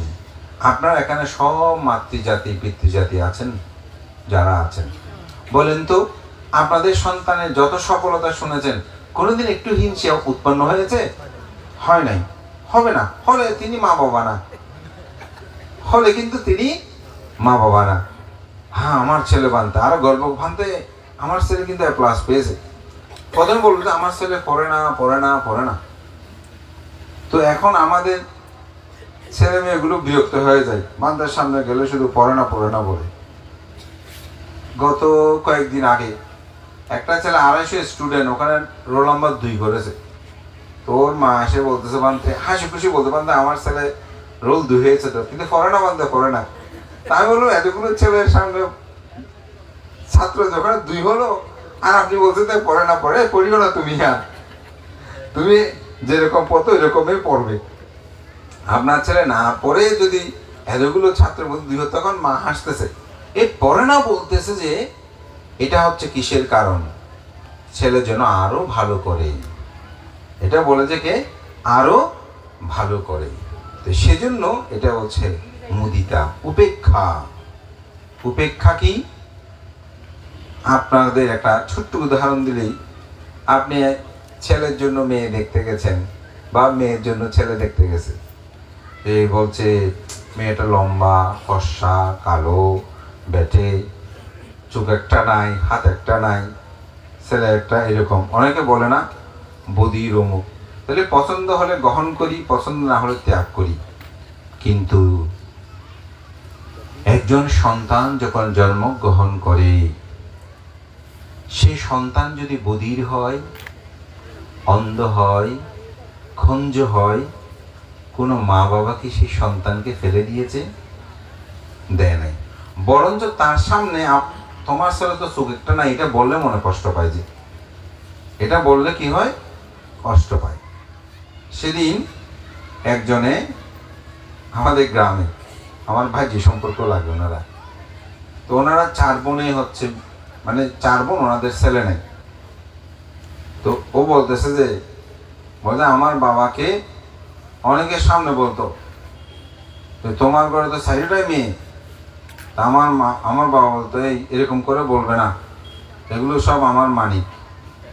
বলতে ভান্তা আজকে সত্যি আমরা মানিক, আমার মা বাবাকে আমরা দেখতেছি, আমার মা বাবার কোনো অসুবিধা নেই। প্রতি মাসে আমার হাজব্যান্ড আমার বাবার হাত খরচের 5,000 টাকা পাঠিয়ে দেয়, বাকিগুলো আমি তো যা খরচ হয় দিচ্ছি, বোনরা সবাই দিচ্ছি। তাইলে দেখেন, আমি পূর্বের কথাটা বলছি, কারো কাছে এটা মেয়ে মনে হয়েছে, কিন্তু তিনি বলেছেন এগুলো আমার কাছে মানি। অর্থাৎ সন্তান যেমন হবে হোক, মা বাবা কাছে সে অতীব, অর্থাৎ তার ত্রুটি বিচ্যুতি সমগ্র কিছু উপেক্ষা করে তিনি কি করেন, তিনি সেটা গ্রহণ করে নেন। এই জন্যই বলে যে মৈত্রী, করুণা, মুদিতা, উপেক্ষা, এই চারি গুণধর্ম ব্রাহ্মার কাছে বিদ্যমান বলে মা বাবার কাছেও এটি বিদ্যমান আছে কিনা নাই আপনারা বুঝে নেন, অবশ্যই আছে। তাহলে তাকে আমরা কি বলি, ব্রাহ্মা বলি। ব্রহ্ম হচ্ছে আমাদের পিতামাতার প্রথম গুণ। দ্বিতীয় হচ্ছে কি, পূর্ব দেবতা। পিতামাতা হচ্ছে দেবতা সদৃশ্য। দেবতা কাকে বলি আমরা, মুক্ত পুরুষ, বলে এমনি দেবতার মতো মানুষ, অর্থাৎ তার কোনো কলঙ্ক নাই, দোষ নাই। তো বুদ্ধ ধর্ম দর্শনে দেবতা হচ্ছে অরহত, যদি শাস্ত্রগত। এমনি অলৌকিক দেবতা আছে, সেটা অন্য, কিন্তু এই দেবতাটা হচ্ছে মুক্ত পুরুষ। বলতে বুদ্ধকে যেমন দেবাতি দেবাং নারাধম্মা সারতি, অর্থাৎ দেবতাদের চেয়েও দেবতীত শ্রেষ্ঠ নরধম্ম সারতি, বুদ্ধকে বলেছেন না। তাহলে দেবতার সাথে পূর্ব দেবতা বলছে কাকে, পিতামাতাকে। তাহলে মুক্ত পুরুষ মানে অরহত। তো আপনি যদি সারাদিন অরহতকে গালিমন্দ করেন, অরহত আপনাকে একটু অভিশাপ দেবে মনে হয়, দেবে? আপনি যদি সারাদিন অরহতকে গালিমন্দ করেন, অরহত আপনার ক্ষতি হয় এরকম কোনো কথা বলবে? কোনোদিন বলবে না। কেমন, তার একটা উদাহরণ বুদ্ধ, বাকিগুলো বলছি না। বুদ্ধকে কতজনে কত কথা কত কিছু বলেছে। ত্রিপিটকের কোন শাস্ত্রে দেখেছেন বুদ্ধ বলেছে যে তোমার অমঙ্গল কামনা করছে, এই কথাটা বলেছে? বলে নাই। এতটুকু বলেছে, তুমি যে এই কর্ম করছো, এই কর্ম করলে তোমার ফল ভোগ করতে হবে। যেমন আপনি কারেন্ট ধরতেছেন, আমি যদি বলি এই কারেন্ট ধরবেন না, কারেন্ট ধরলে আপনি মারা যাবেন, এটা তো অভিশাপ না, এটাকে আপনার অভিশাপ মনে করবেন না। যেমন অনেক সময় ভান্তেদেরকে আপনারা যখন খারাপ ব্যবহার করেন, কোনো ভান্তে বলে এই এরকম করবেন না, আপনি এরকম কর্ম সৃষ্টি হবে, এটা কিন্তু অভিশাপ নয়, আপনাকে সতর্ক করে দেওয়া। ওই কারেন্ট যেমন আপনি ধরলে নিষেধ করে, এটাও ঠিক নিষেধ করে। যদি এরকম বলে তোমার যা ধ্বংস হয়ে যাবে, তাইলে অভিশাপ বা তার অমঙ্গল। ত্রিপিটক শাস্ত্রের কোথায় কি আপনি পাবেন? দেবদত্ত এত কিছু করেছে, কিন্তু দেবদত্তকে বুদ্ধ কি কেনে, কিঞ্চিত পরিমাণ অভিশাপ। কারণ অভিশাপ দেবে কোথায়? চিত্ত তো বিশুদ্ধ, যার চিত্ত বিশুদ্ধ অভিশাপ দেওয়ার বিষয় আসে না। তো আপনি অবাক হবেন যখন দেবদত্ত বুঝতে পারলেন যে বুদ্ধর সাথে আমি অন্যায় করেছি, তার শরীরে ফসকা উঠে ওগুলো ফেটে যাচ্ছে, রক্তাক্ত হচ্ছে দেহ। তখন শিষ্য সব চলে গেছে, তার অবস্থা বুঝতে পেরেছে। তখন সে বলছে আমি বুদ্ধের সাথে একবার শেষ দেখা করতে চাই। যখন তাকে কাঁধে ভার করে নিয়ে আসছে, তখন বুদ্ধের কাছে গিয়ে আনন্দ বলছে, তথাগত বুদ্ধ, দেবদত্ত তো আপনার সাথে দেখা করতে আসতেছে। তখন বুদ্ধ বলছেন, আনন্দ, দেবদত্ত তো আমার সাক্ষাৎ পাবে না। আনন্দ চুপ করে রইলেন। যেতক্ষণে একেবারে কাছাকাছি চলে আসছে, বলতেছে, তথাগত বুদ্ধ, দেবদত্ত তো একেবারে কাছে চলে এসেছে। না আনন্দ, সে আমার দেখা পাবে না। একেবারে নিকটে যেতক্ষণে ঢুকবে, পুষ্কুনি আছে সেখানে, বলে যে তথাগত বুদ্ধ, দেবদত্ত তো যেতক্ষণে প্রবেশ করতেছে। না আনন্দ, সে আমার দেখা পাবে না। চতুর্থবার যখন বলছে, তো আনন্দ মনে করছে যে বুদ্ধ আসলে কি দেখা দিচ্ছে না, যেহেতু আনন্দ তো মাত্র শ্রোতাপত্তি লাভই। তো বুদ্ধ আনন্দের চিত্তক্ষণ জেনে বলছে, আনন্দ, আমি রাহুলকে যেরকম ভাবে ভালোবাসি, আমি দেবদত্তকে সেরকম ভাবে ভালোবাসি। কার সাথে উদাহরণ দিয়েছেন? নিজের পুত্রের সাথে। কি অসাধারণ মৈত্রী বুদ্ধের! এগুলোকে চিন্তা করা যাবে? এগুলোকে চিন্তা করা যাবে? আনন্দে হচ্ছে চিত্ত বিতর্ক হচ্ছে, বুদ্ধ মনে হয় ইচ্ছাকৃত দেখা দিচ্ছে না। তখন বুদ্ধ তার চিত্তক্ষণ জেনেই বলছে, আনন্দ, তথাগত বুদ্ধ রাহুলকে যেরূপ ভাবে ভালোবাসে, দেবদত্তকে সেরূপ ভাবে ভালোবাসে। এবং ঠিকই তা হয়েছে। এমনই যখন দেবদত্ত পুষ্করিণীতে পা ধুয়ে তিনি প্রবেশ করবেন, যখনই সেখানে মাটিতে পা দিল, বিভক্ত হয়ে মাটি বিভক্ত সে অবিচি নরকে ঢুকে যাচ্ছিল, তখন সে একটা বন্দনা করেছিল। বন্দনাটা কি? ইমেহি আট্টাহি তামাগ্গা পুগ্গালাং দেবাতি দেবাং নারদম্ম সারতিং সমন্ত সক্ষুং কত পুণ্য লক্ষং পানামি বুদ্ধাং শরণাং গতস্মি। আমি বুদ্ধকে যত পণ্ডিত জ্ঞানী বন্দনা করেছে, আমার কাছে খুব অবাক লাগে, দেবদত্ত আসলে কত জ্ঞানের অধিকারী ছিলেন। যদিও জ্ঞানটা সঠিকভাবে তিনি প্রয়োগ করতে পারে নাই, তো সেখানে তিনি বন্দনায় যেটা বলেছেন, ইমেহি আট্টাহি তামাগ্গা পুগ্গালাং দেবাতি দেবাং নারধম্ম সারতিং সমন্ত সক্ষুং কত পুণ্য লক্ষং পানামি বুদ্ধাং শরণাং গতস্মি। অর্থাৎ তিনি যে এই অষ্টপুগ্গল যুক্ত লক্ষণ সম্পূর্ণ দেবাদি দেব নরদের মধ্যে সর্বশ্রেষ্ঠ। দেখেন বুদ্ধকে কি গুণে তিনি মহাগুণান্বিত করেছেন। এই চারটি লাইনই অবাক করার বিষয় না? সামন্ত সাক্ষুং কাতা পুণ্য লক্ষণ, সামন্ত চক্ষু সম্পূর্ণ শত পুণ্য লক্ষণ যুক্ত। কে বলছেন? দেবদত্ত। কি গুণমহিমা দিয়ে বুদ্ধকে পানামি বুদ্ধাং শরণাং গতস্মি, সেই বুদ্ধকে প্রণাম করে বুদ্ধের শরণ নিয়েই আমি গমন করছি। তো বুদ্ধ সেখানে বলেছিলেন, আনন্দ, এই যে দেবদত্ত বুদ্ধের গুণকীর্তন করে তার শরণ গ্রহণ করেছিলেন, সেজন্য সে মহা অবিচি নরকে গমন করলেও অট্টিষ্য নামক পাচিকা বুদ্ধ এসে একদিন মুক্তি লাভ করবে। ধর্মপ্রাণ প্রিয় উপাসক উপাসিকা বিন্দু, এখানে প্রতীয়মান হয় বুদ্ধের স্মরণের কত মাহাত্ম্যতা, বুদ্ধের স্মরণের কত গভীরতা। এই স্মরণ মানুষের জীবনকে কি প্রদান করে। আমি মাঝে মধ্যে ভাবি, দেবদত্ত এখনো আমাদের চেয়ে শ্রেষ্ঠ। বান্ধে কেন? কারণ সেই মুক্তি লাভের টাইম পেয়ে গেছে। সে দুঃখ যন্ত্রণার ভোগ করলেও মুক্তি যে লাভ করবে তার ঠিকানা হয়ে গেছে, কিন্তু আমাদের মধ্যে এখনো সেই ঠিকানাটা হয়নি, বা জানি না এটা হয়েছে কিনা। তো সুতরাং এতে উপমা বা এতে অনুমান করা যায় এই দেবদত্তের জীবন। তাহলে বুদ্ধের স্মরণ এটি আমাদের জীবন। এরকম কি পোষণ করেছেন? মৈত্রী পোষণ, উপেক্ষা। তার সমগ্র দোষকে কি করেছেন? বুদ্ধ উপেক্ষা করেছেন। পিতামাতাও আমাদের সমগ্র দোষকে কি করেন? উপেক্ষা করেন, ক্ষমা করেন, ভালোবাসেন। তো অরহৎ যিনি, তিনি এরকমই হয়। অরহৎ কার প্রতি বিদ্বেষ পোষণ করেন, সব ক্ষমা করে দেন। তো বুদ্ধ বলছেন, পূর্ব দেবতা মা বাবা সন্তানের কাছে অরহৎ না হলেও কিন্তু পূর্ব দেবতা মানে অরহতের পূর্ব কথা। কেন? কারণ আপনি যত দোষ করবেন করেন, কেউ পৃথিবীতে ক্ষমা না করলেও এই পিতা মাতা ক্ষমা করে। এটা জেনারেলি, হয়তো দু একটা ব্যতিক্রম হতে পারে, সেটা অন্য কথা, ভিন্নতর হয়, কিন্তু এই জন্য বলছে পূর্ব দেবতা কে? আমাদের সেই পিতামাতা। যেমন অরহৎ সমগ্র দোষকে উপেক্ষা করে তার প্রতি মৈত্রী পোষণ করেন।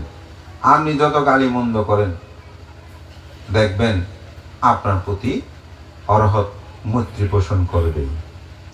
আপনারা শুধু আমি ভিক্ষুদেরও দেখেছি, যেহেতু আমি দায়িত্বে ছিলাম, আমি এরকম অনেক উদাহরণ আমার জীবনে আছে।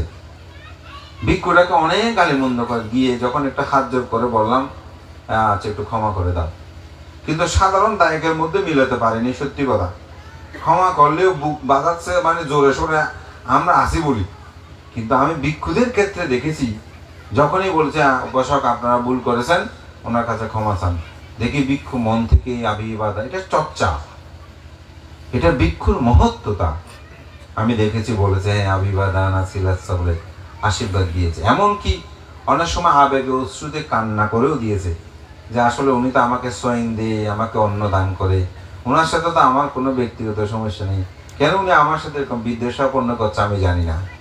এটি যদি উপেক্ষা গুণ না থাকে, দেবতা গুণ না থাকে, এটি কোনোদিনও সম্ভব হবে না। এই জন্য এই গুণধর্মতা পিতামাতার কাছে বিদ্যমান, আহনীয়। আমরা সঙ্গবন্দনায় বলি না আহনীয়, পাহনীয়, দাক্ষিণীয়। আহনীয় মানে আহ্বানের যোগ্যতা, পূজার যোগ্য। এই পিতামাতা হচ্ছে কি পূজার যোগ্য। কোথায় সঙ্গের সাথে পিতামাতাকে তুলনা, বুদ্ধের সাথে যেমন তুলনা করেছেন, ঠিক না, সঙ্গের সাথে কি করেছেন তুলনা করেছেন। তারা আহুনার যোগ্যতা, তাদেরকে সেবা যত্ন করার, আহ্বান করার, পূজা করার যোগ্য এই পিতামাতা। এই গুণধর্মতা পিতামাতার কাছে বিদ্যমান রয়েছে। ধর্মপ্রাণ প্রিয় উপাসক উপাসিকা বিন্দু এবং মহাকারণিক তথাগত বুদ্ধ এই পিতামাতা সম্পর্কে অনেক উদাহরণ দিয়েছেন। আধুনিক এই বিজ্ঞান প্রযুক্তির যুগে আমাদের সেই ছেলে মেয়েগুলো আমরা পিতামাতার প্রতি কতটুকু দায়িত্ব কর্তব্য প্রতিপালন করি, এবার সেটাকে প্রশ্ন করুন। বুদ্ধের সময়কালে একজন রাজার নাম আপনারা শুনেছেন, অজাতশত্রু। অজাতশত্রু নাম কেন হলো, তার একটা কারণ আছে। জাত হওয়ার পূর্বে যিনি শত্রু তাকে বলা হয় কি অজাত শত্রু।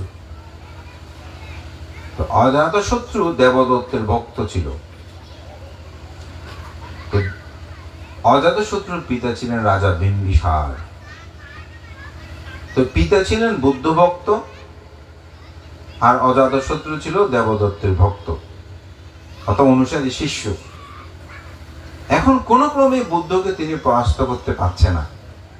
চিন্তা করছে কৌশলে যদি সন্তানকে রাজদায়িত্ব দেওয়া যায় তাহলে বুদ্ধ আর আমার সাথে টিকে থাকতে পারবে না। তো একদিন অজাতশত্রু যখন গুরুকে পূজা করতে আসছে, অজাতশত্রু একদম মন টন খারাপ করে বসে আছে দেবদত্ত। তো অজাতশত্রু খাদ্যদ্রব্য দিয়ে বলছে, গুরু আপনার কি হয়েছে? বলছে না তেমন কিছু হয়নি। বলছে না বলেন না আপনার কি হয়েছে? বলছে আমি তোমার কথা চিন্তা করছি। বলছে আমার কথা কেন? বলছে আমি ভাবছি তুমি তো রাজপুত্র, ঠিক আছে, কিন্তু তুমি তো রাজ্যসুখ ভোগ করতে পারছো না, মানে রাজা হতে পারছো না।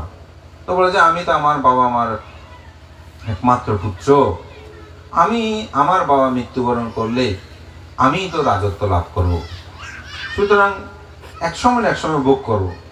তখন তার বয়স ছিল 16 বছর। সে বলছে কখন, দেবদত্ত বলছে কখন আপনার পিতা মৃত্যুবরণ করবে, কখন আপনি রাজা হবেন, তার পূর্বেই তো আপনি মরে যেতে পারেন, তখন তার রাজত্বের কি ভোগ সুখ এটা তো আপনি পাবেন না। তো বলছে আমি এখন কি করব? স্বাভাবিকভাবে 16 বছরে তো মিসগাইড করে ফেলছে তাকে। তো বলছে তুমি চাইলে রাজধর্ম আছে, নিজের পিতাকে হত্যা করে তো রাজত্ব নিলে কোনো সমস্যা হয় না। তখন সেটা তার মাথায় আসলো। সে একদিন গভীর নিশীত রাত্রে সে তরবারি হাতে নিয়ে রাজপ্রাসাদে তার পিতার কক্ষে প্রবেশ করলো। একটি নিয়ম আছে, আপনি রাজবাড়ির ভিতরে কিন্তু তরবারি নিয়ে যাওয়া যাবে না। এটা আমি যখন প্রধানমন্ত্রীর সাথে কম্বোডিয়ায় একটি রাষ্ট্রীয় সফরে গিয়েছিলাম, সেটা আমি সেদিন লক্ষ্য করলাম। বাইরে সবার অস্ত্র আছে, কিন্তু ভিতরে যখন প্রবেশ করতে অস্ত্রগুলো জমা দিয়ে এভরিবডি, সিকিউরিটি যারা আছে তাদেরও অস্ত্র জমা দিয়ে আপনাকে ভিতরে ঢুকতে হবে। হোটেলের ভিতরে বিশাল হোটেল, পুরা ঘেরা, কিন্তু ওখানে ঢুকতে হলে আপনাকে সেভাবে ঢুকতে হবে। দেখুন, রাজপ্রাসাদে এরকম অস্ত্র নিয়ে কেউ ঢুকার কোনো সুযোগ নেই। যেহেতু সে ঢুকেছে, প্রহরীরা তাকে ধরে ফেলছে। তারপর পিতা উঠে গেছে, দ্রুত, কেন হে পুত্র তুমি অস্ত্র নিয়ে কেন আমার কক্ষে প্রবেশ করছো? তো অনেক সময় আবেগে তো সে বলে ফেলছে, মানে যেহেতু ধরে ফেলছে তাকে, রাজপুত্রকে বন্দি করে ফেলছে, সে বলতেছে আমি তোমাকে হত্যা করার জন্য ঢুকেছি। বলছে কেন? বলতে আমি রাজত্ব চাই। বলছে আমি মারা গেলে তো তুমি রাজত্ব পাবে, কেন আমাকে তুমি হত্যা করতে চাও? বলতে আপনি কখন মরবেন, কখন আমি রাজা হবো, এত আমি সহ্য করতে পারবো না, এতদিন থাকতে পারবো না। বলতে ঠিক আছে, আমি তোমাকে রাজত্ব দিয়ে দিলাম। রাজত্ব পেল, রাজসিংহাসন অভিষিক্ত হলেন। তার কথায় যখন সবকিছু চলে, 16 বছরের একটা ছেলে, সে তো রাজসুখ কি এটা বুঝতে পারতেছে। দেখেন না পৃথিবীর অবস্থাটা কেমন। এখন 16 বছর বয়সে যখন তার কথা সব চলাফেরা করে, সে মনে করতেছে তো আসলেই অসাধারণ রাজসুখ আছে। তখন সে আরো বিবিধ পূজা আর্চা নিয়ে সেই দেবদত্তকে পূজা করতে হবে, যে এটাই আমার আসল গুরু, উনি যদি না দিত তাহলে তো আমি সিংহাসনটা পেতাম না। গিয়ে দেখে পুজো দিল, এরপরেও দেবদত্তের মন খারাপ, মুখে অন্ধকার হয়ে আছে। বলছে প্রভু কি হয়েছে, এত কেন মন অন্ধকার, চেহারাটা এত কালো হয়ে আছে কেন, কি হয়েছে? আমি রাজত্ব লাভ করেছি, আপনার তো খুশি হবার কথা। বলে যে হ্যাঁ, আপনি রাজত্ব লাভ করেছেন, খুশি হয়েছি, কিন্তু আপনার পিতা তো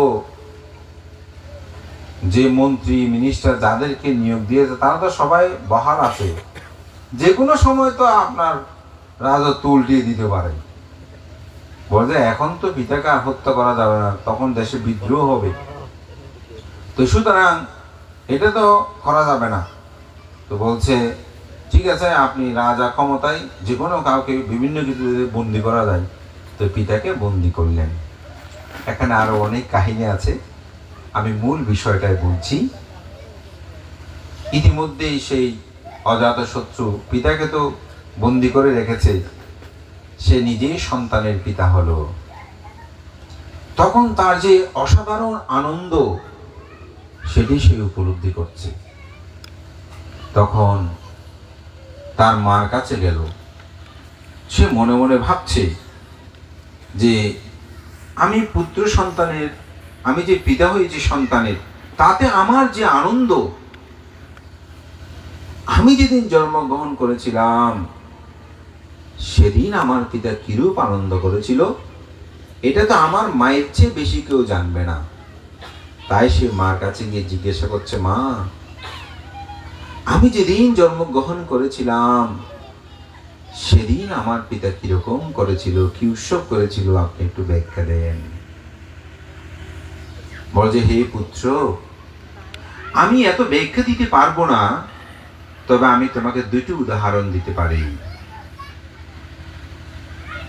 তুমি যখন আমার গর্ভে ছিলে তখন আমার তীব্র ইচ্ছে হয়েছিল তোমার পিতার রক্ত পান করতে, কিন্তু আমি, তিনি রাজা, রাজার রক্ত আমি পান করতে চাই এ কথা রাজাকে বললে তো আমাকে চিরচ্ছেদ করবে, এটা সম্ভব না।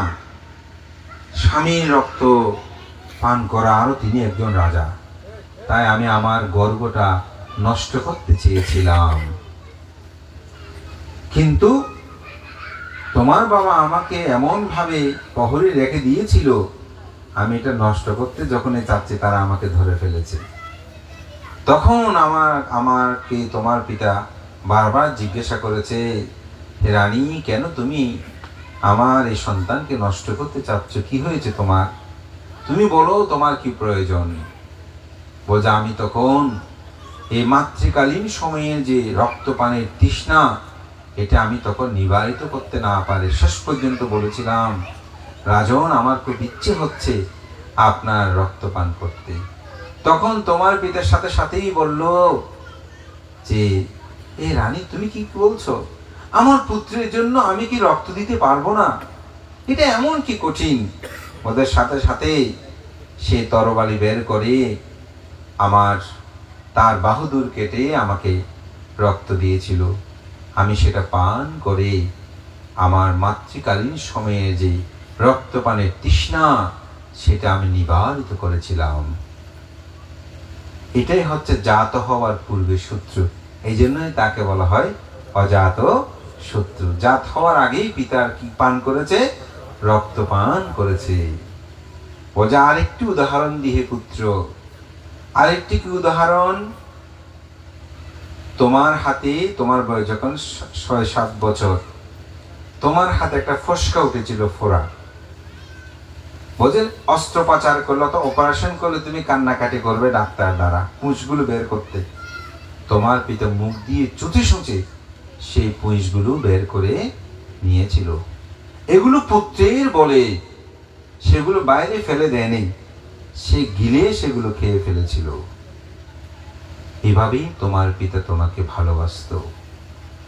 তখন সাথে সাথে তার মধ্যে চৈতন্য উদয় হলো, ও আমি আমার এরকম যে পিতা, তাকে আমি সামান্য রাজ্য লোভের আশায় আমি তাকে কারাগারে নিক্ষেপ করেছি।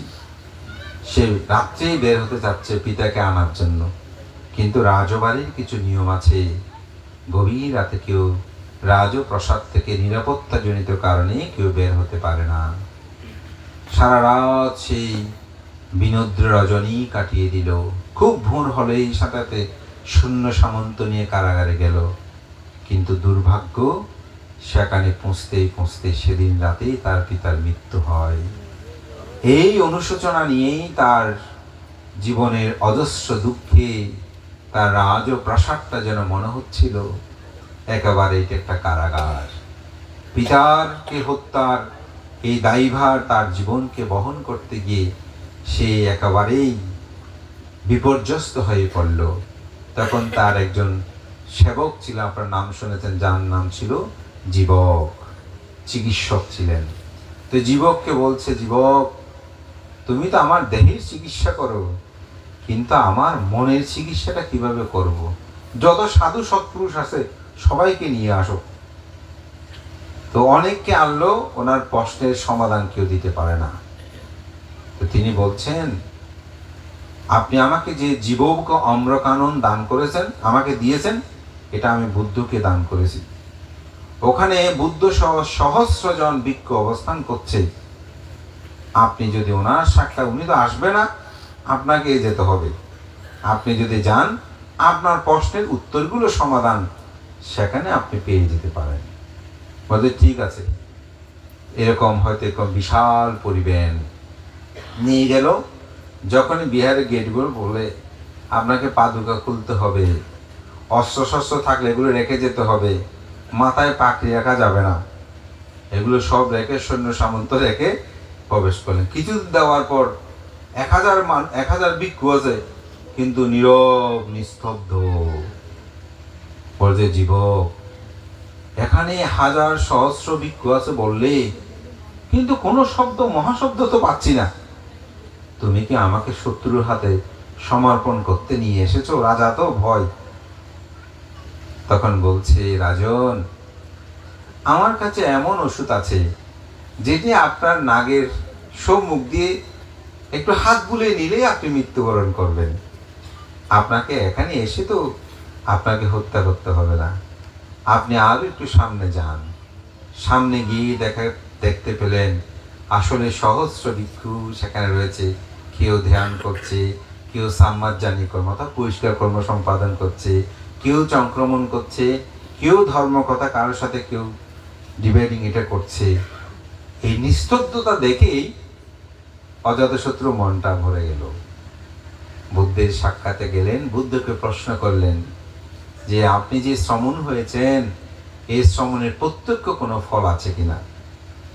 তখন বুদ্ধ বলছেন যে প্রত্যক্ষ ফল হচ্ছে, কোনো গৃহী যদি মাথা নেড়া করে, বস্ত্র পরিধান করে, প্রাণী হত্যা না করে, চুরি না করে, ব্রহ্মচর্য জীবন প্রতিপালন করে, নাচ গান বাদ্য বাজনা মদ গাঁজাগুলোকে পরিত্যাগ করে চলে, কোন স্বর্ণ দর্শীল যেগুলো আছে এগুলো ব্যাখ্যা করলেন, তখন আপনি তাকে কি করবেন? বলতে আমি তাকে সাথে সাথেই বন্দনা করব, শ্রদ্ধা করব, সম্মান করব, দানাদি কর্ম সম্পাদন করব। বোঝে এটাই হচ্ছে প্রব্রজিতের প্রথম প্রত্যক্ষ ফল। এটি সাময় ফল সূত্র যেটা আছে এটি দেশনা করেছেন। এই দেশনা শেষ হওয়ার সাথে সাথেই সেখানে পর্যায়ক্রমে কেউ শতাপত্তি, কেউ সকিতগামী, কেউ অনাগামী, কেউ অরহত্য মার্গ জ্ঞান লাভ করলেন।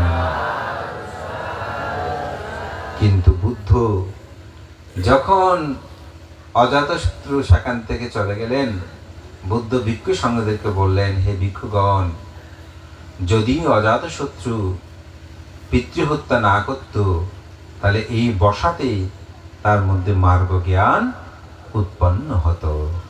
অর্থাৎ আপনারা যে প্রার্থনা করেছেন দুঃখ থেকে মুক্তি, এই দুঃখ থেকে তিনি মুক্তি লাভ করতেন, কিন্তু পিতৃহত্যার কারণে সেটা সম্ভব হয়নি। তবে এই অজাতশত্রু যেহেতু দীর্ঘ সময় বুদ্ধের শাসনের প্রভূত উন্নতি সাধন করেছেন, তাই অভিজিতে নরকে লৌহকুম্ভ নরকে তার গমনের কথা বুদ্ধ ব্যর্থ করেছিলেন। এটা নিয়ে বিভিন্ন কথা, হয়তো যুক্তি আমি উপমা যাচ্ছি না, আমি শুধু এটুকুই বলছি যে পিতা মাতার প্রতি যেন আমরা অবজ্ঞা অবহেলা না করি। আপনারা মহামোগলায়স্তবীরের কথা জানেন। মহামোগলায়স্তবীর তিনি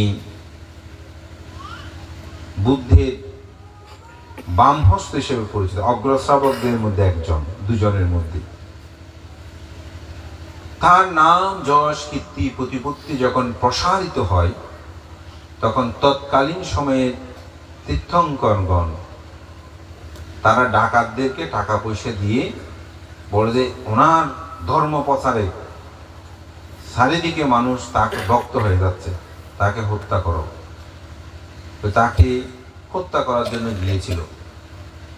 যখনই দরজায় বাড়ি দিচ্ছে তখন তিনি ঋদ্ধি প্রভাবে সেখান থেকে চলে গেল। দরজা ভেঙে দেখে যে তিনি নাই। তারা মনে হতো তাহলে তো উনি ছিল না। এরকম একবার দুইবার তিনবার পর্যন্ত তারা আক্রমণ করেছে। চতুর্থবার যখন আক্রমণ করলো তখন মহামোগলায়স্তবীর চিন্তা করছে, কেন আমাকে বারবার তারা আক্রমণ করছে? তখন তিনি তার কর্ম বিপাক বিষয়টা চিন্তা করছে, কি ঘটনা এখানে। তো দেখা গেল অতীত জন্মে তিনি মা বাবার খুব সুবাদ্য পুত্র ছিল। মা বাবা দুজনেই তাকে খুব ভালোবাসত। সেও মা বাবার সেবায় নিজেকে নিযুক্ত রেখেছিল। মা বাবার পিড়িতে সে একটা বিয়ে করলো, কিন্তু যাকে বিয়ে করলো সে যক্ষিণী সদৃশ্য নারী। সে কি করেছে, সবসময় মা বাবার বিরুদ্ধে খারাপ বলতে বৃদ্ধ মাথা এগুলো রাখার দরকার, কি অমুখী সম্মুখী প্রতিষ্ঠ করার, প্রত্যেকদিন মা বাবার বিরুদ্ধে বললো একটা মানুষ। এক সময় তিনিও পাপীর সাথে মিশলে কি হয়, পাপী হয়ে যায়। সেও পাপী হয়ে গেল। শেষে বলছে এই বৃদ্ধ মা বাবাকে রেখে লাভ কি, ওদেরকে মেরে ফেললে খুব ভালো হবে। তো এখন সে প্রথমে রাজি হয়নি, ওই পাপীর সাথে মিশেতে রাজি হয়ে গেছে। তখন একদিন এসে বলছে, মা বাবা চলো তোমাদেরকে একটু বেড়াতে যাব। তো মা বাবা দুজনে অনেকটা অন্ধ, ঠিক মতো দেখে না। বলছে বাবা আমরা তো ঠিক মতো দেখি না, তবু তুমি যখন এতদিন পরে বলতেছো, এমনি তো ভালোভাবে কথা বলে না, আমরা যাব। তো বিকালবেলা তৎকালীন গরুর গাড়ি এই ধরনের করে একটু গভীর জঙ্গলে নিয়ে গেল। নিয়ে গিয়ে মা বাবাকে বলতেছে যে আমি একটু টয়লেট করে আসি, তোমরা বসো। এরকম করে সেই দূরে গিয়ে বিশাল লাঠি নিয়ে ডাকাত চিৎকার করে, কে? সন্তান নিজেই এসে মা বাবাকে মারতে শুরু করলো। কেন? মেরে ফেলার জন্য। তো মা বাবা দুজনেই পা ধরে ফেলছে।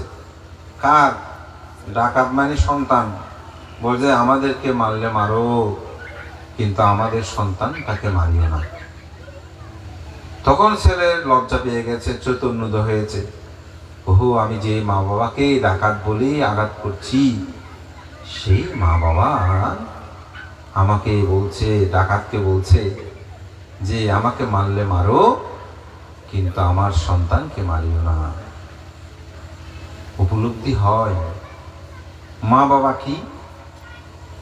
এর চেয়ে কি আর বেশি কিছু আমাদের জানা দরকার আছে? তখন সে সাথে সাথে পালিয়ে গেছে আবার, কিন্তু তখন তো মাথাটা ফেটে রক্তাক্ত, মৃত্যু প্রায়। তখন মহামগ্নস্তবীর ভাবছে এই কর্ম বিপাক আমাকে ভোগ করতে হবে। তখন তিনি আর যায়নি। ডাকাতটা ঢুকে তাকে টুকরো টুকরো করে মাংস পর্যন্ত আলাদা করে ফেলেছে।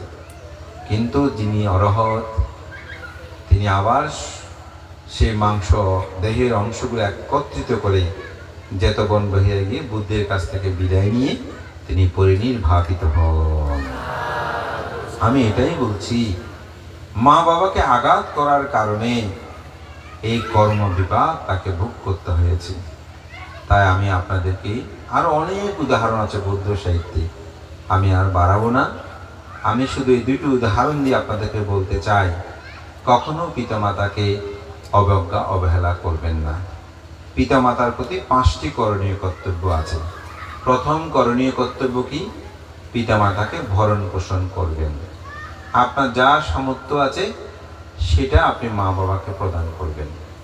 আপনার কাছে বেশি কিছু চাইবে না, একটু শ্রদ্ধা সম্মান বোধ, অবজ্ঞা অবহেলা করবেন। বৃদ্ধ হলে অবজ্ঞা অবহেলা করবেন না, সে মা বাবার কথা মান্য করে চলবেন, শ্বশুর শাশুড়িকে করবেন। এটা হচ্ছে প্রথম করণীয় কর্তব্য। দ্বিতীয় করণীয় কর্তব্য কি? নিজের কাজ বাদ দিয়ে আগে মা বাবার কাজগুলো সুসম্পন্ন করা। আমি খুব তাড়ায় আছি, অমুক আছে সমুক আছি, এরকম করবেন না। আগে মা বাবার কাজটা করবেন, সেটা করে বাকিটা আপনার কাজ করবেন। এটা হচ্ছে মা বাবার প্রতি করণীয় কর্তব্য।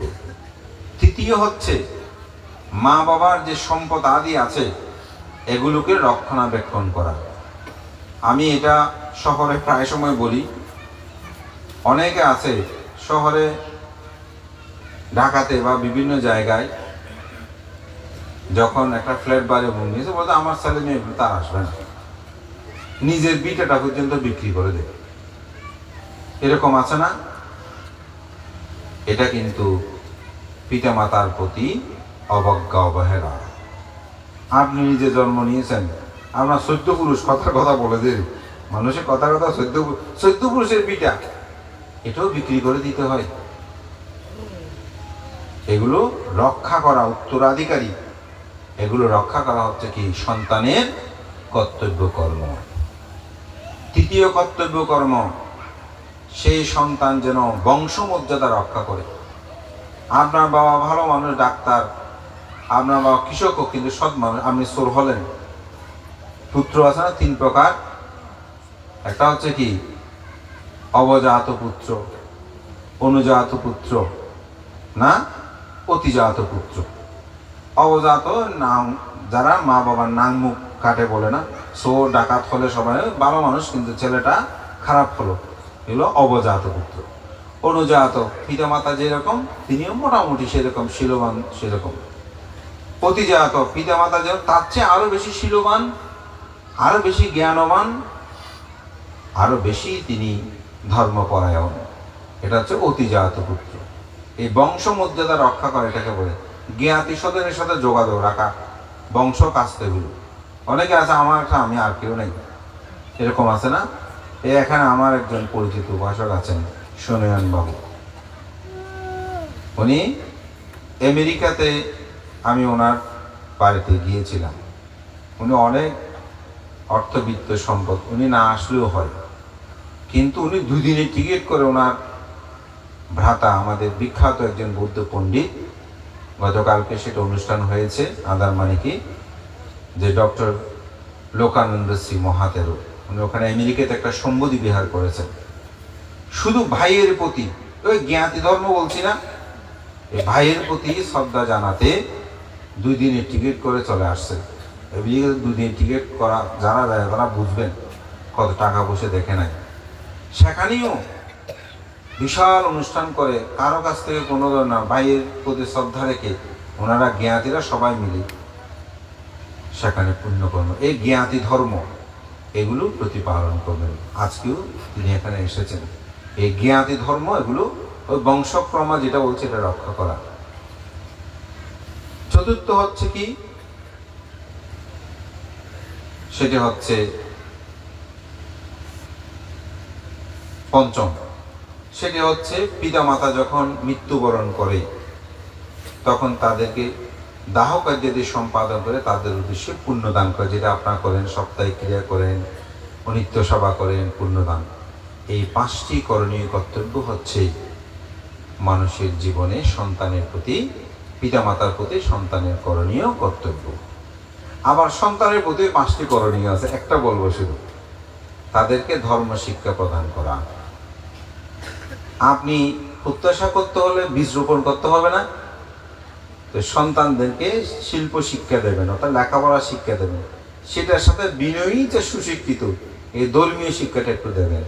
সকাল সন্ধ্যা দুবেলা বন্দনা করবেন, নিজেরা বন্দনা করবেন, তাদেরকে সাথে করে বন্দনা করাবেন, এবং তাদেরকে এটা দাদা, এটা কাকা, এটা যেটা, তাদেরকে শিক্ষা দেবেন।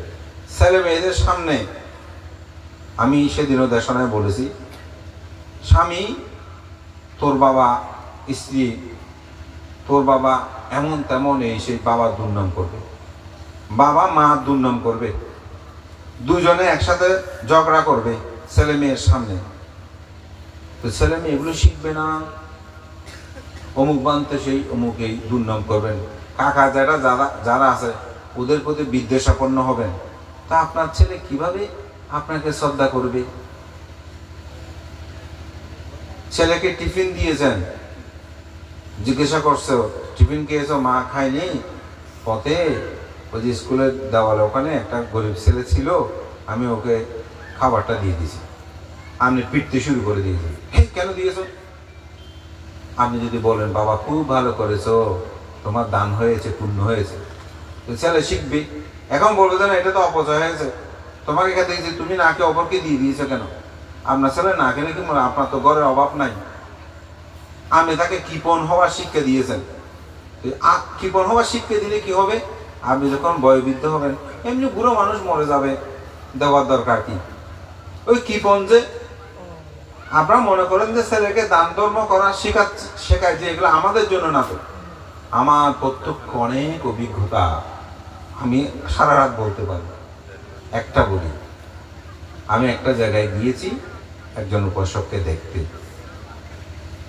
তো উনি, ওনার পুত্র সংখ্যা যা, আমি তার একটু ভিন্ন বলছি, কিছু মনে করবেন না, কারণ বুঝে না যাওয়ার জন্য।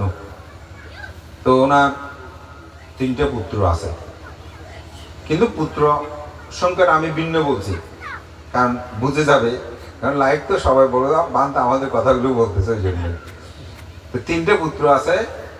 এখন এক পুত্র দেখভাল করতেছে, অনেক টাকা খরচ করলো, বড় দেবান তা আরো এত টাকা লাগবে।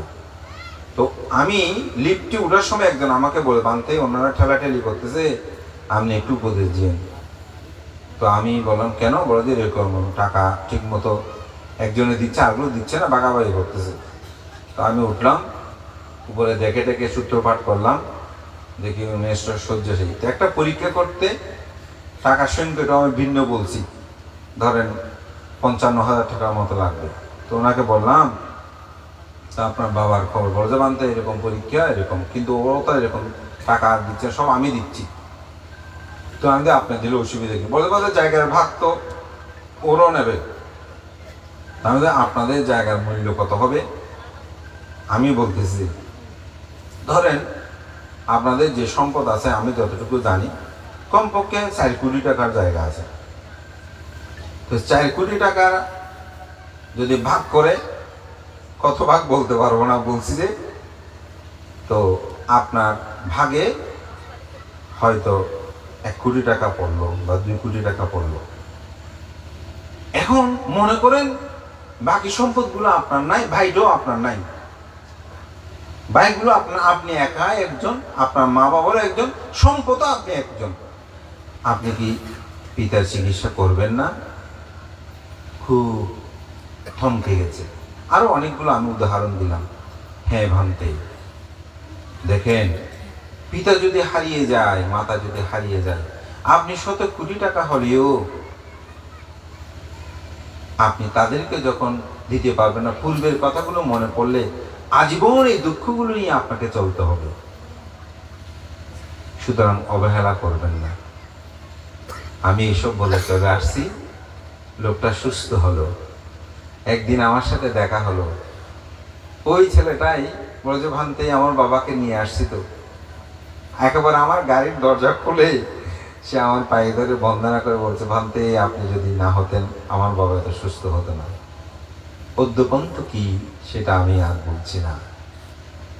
অর্থাৎ এই পিতা মাতার প্রতি যেন আমরা অবজ্ঞা অবহেলা না করি। অমুক ভাই আচুম, আমি করতে পারতেছি, এটা আমার পুণ্য, আমার সুযোগ আছে, এটা আমার পুণ্য। জায়গা সম্পদকে ভাগ পাবে না পাবে সেটার বিষয় না। আমার মা বাবাকে আমার দেখা উচিত। আমাকে যেমন গর্বে নিল, মুখ্য নিয়েছে, অসুবিধা কি?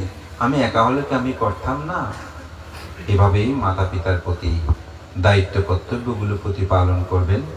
তখন যাদের যেটা প্রয়োজন সেটা করবেন। অফিস আদালত থাকলেও তাদের সাথে প্রতিদিন কথাবার্তা বলবেন। একটা ফোন করবেন, স্ত্রীকে ফোন করতে পারেন, ছেলেকে ফোন করতে পারেন, মেয়েকে ফোন করতে পারেন। আপনার মা কি চায় না আমার সন্তানটা আমাকে ফোন করুক? আমার পিতা, আপনার পিতা কি চায় না আমার পিতা আমাকে ফোন করুক? ঠিক না? সেটি যেন অবজ্ঞা অবহেলা না হয়। দেখবেন ভিক্ষু হয়েও এখনো ভিক্ষুরা পিতা মাতার প্রতি দায়িত্ব কর্তব্য পালন করে। তা আপনি গৃহী হয়ে আপনি কেন করবেন না? আমরা যেন সেই কর্মটা সুসম্পন্ন করি। তা আমার কথা দীর্ঘই করব না। আমি এই 5টি কর্তব্য কর্মের কথা বলছি, এবং সেগুলো আপনারা আপনাদের সন্তানগণকে, বিশেষ করে কোনো জন্মদিন, কোনো উৎসব উপলক্ষে এই বলবেন, আমাকে নমস্কার করো। আপনারা নিজেরা শিখিয়ে দেবেন। নিজেরা না শেখালে ওরা শিখবে না। যেমন আমার বিহারে আপনারা বড় কেউ গেলে আমাকে বন্দনা করেন, আমি বলি না, কিন্তু ছোট কেউ গেলে এইভাবে বসে বন্দনা করো, কারণ ওকে শেখাতে হবে। আপনারা 2-1 বছর পর্যন্ত সন্তান কি ডেকেছেন? বাবা ডেকেছেন না?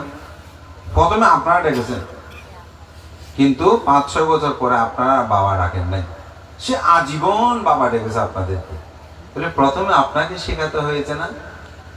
আপনি যখন শেখাবেন, শিক্ষা দেবেন, তখন সে আপনার কথা, আপনাদের আচরণগুলো সেরকম। স্বামী স্ত্রী, আমি দেখি প্রায় সময় ছেলেকে বাবার দুর্নাম করবে, বাবা মায়ের দুর্নাম করাবে, তোমার মা এরকম এরকম।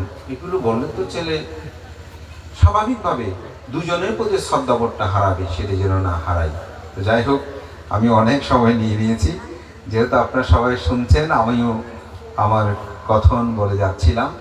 মাতা পিতার প্রতি সেবা যত্ন যারা সম্পাদন করবে, তাদের জীবনটা ইহজীবনেও সুন্দর হবে, পরজীবনটাও তাদের সুন্দরময় হবে।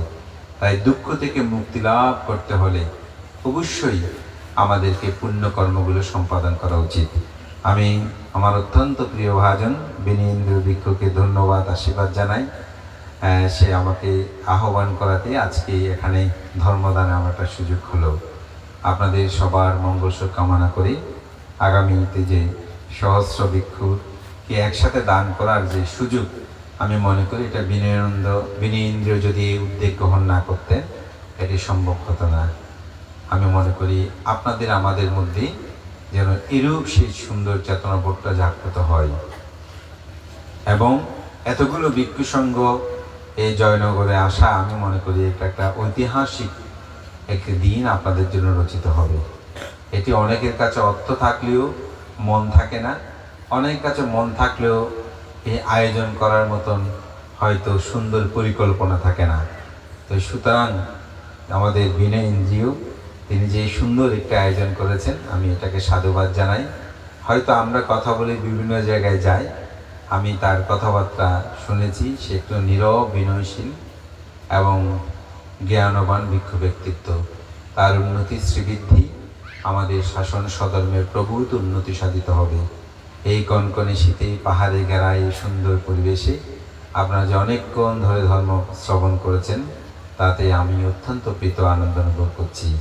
দক্ষিণ জয়নগর এই অঞ্চল আরও সমৃদ্ধ হোক, সমগ্র পৃথিবীতে শান্তি বিরাজমান থাকুক, আপনাদের সকলের মধ্যেই সেই শীল সমাজের প্রজ্ঞার আচরণ হোক, দুঃখ সত্যকে উপলব্ধি করে প্রকৃত সধর্ম আচরণে নির্বাণ সাক্ষাৎ করুন, এই আহ্বান জানিয়ে ইহজীবনীয় পিতা মাতা এবং পুত্রের প্রতি দায়িত্ব কর্তব্যবোধগুলো যথাযথভাবে প্রতিপালন করে আপনাদের জীবনকে সার্থক করুন, এই প্রত্যয় ব্যক্ত করে আবারও আয়োজকদের প্রতি কৃতজ্ঞতা জানিয়ে আমার নাতি দীর্ঘ ধর্মকথা এখানেই শেষ করছি।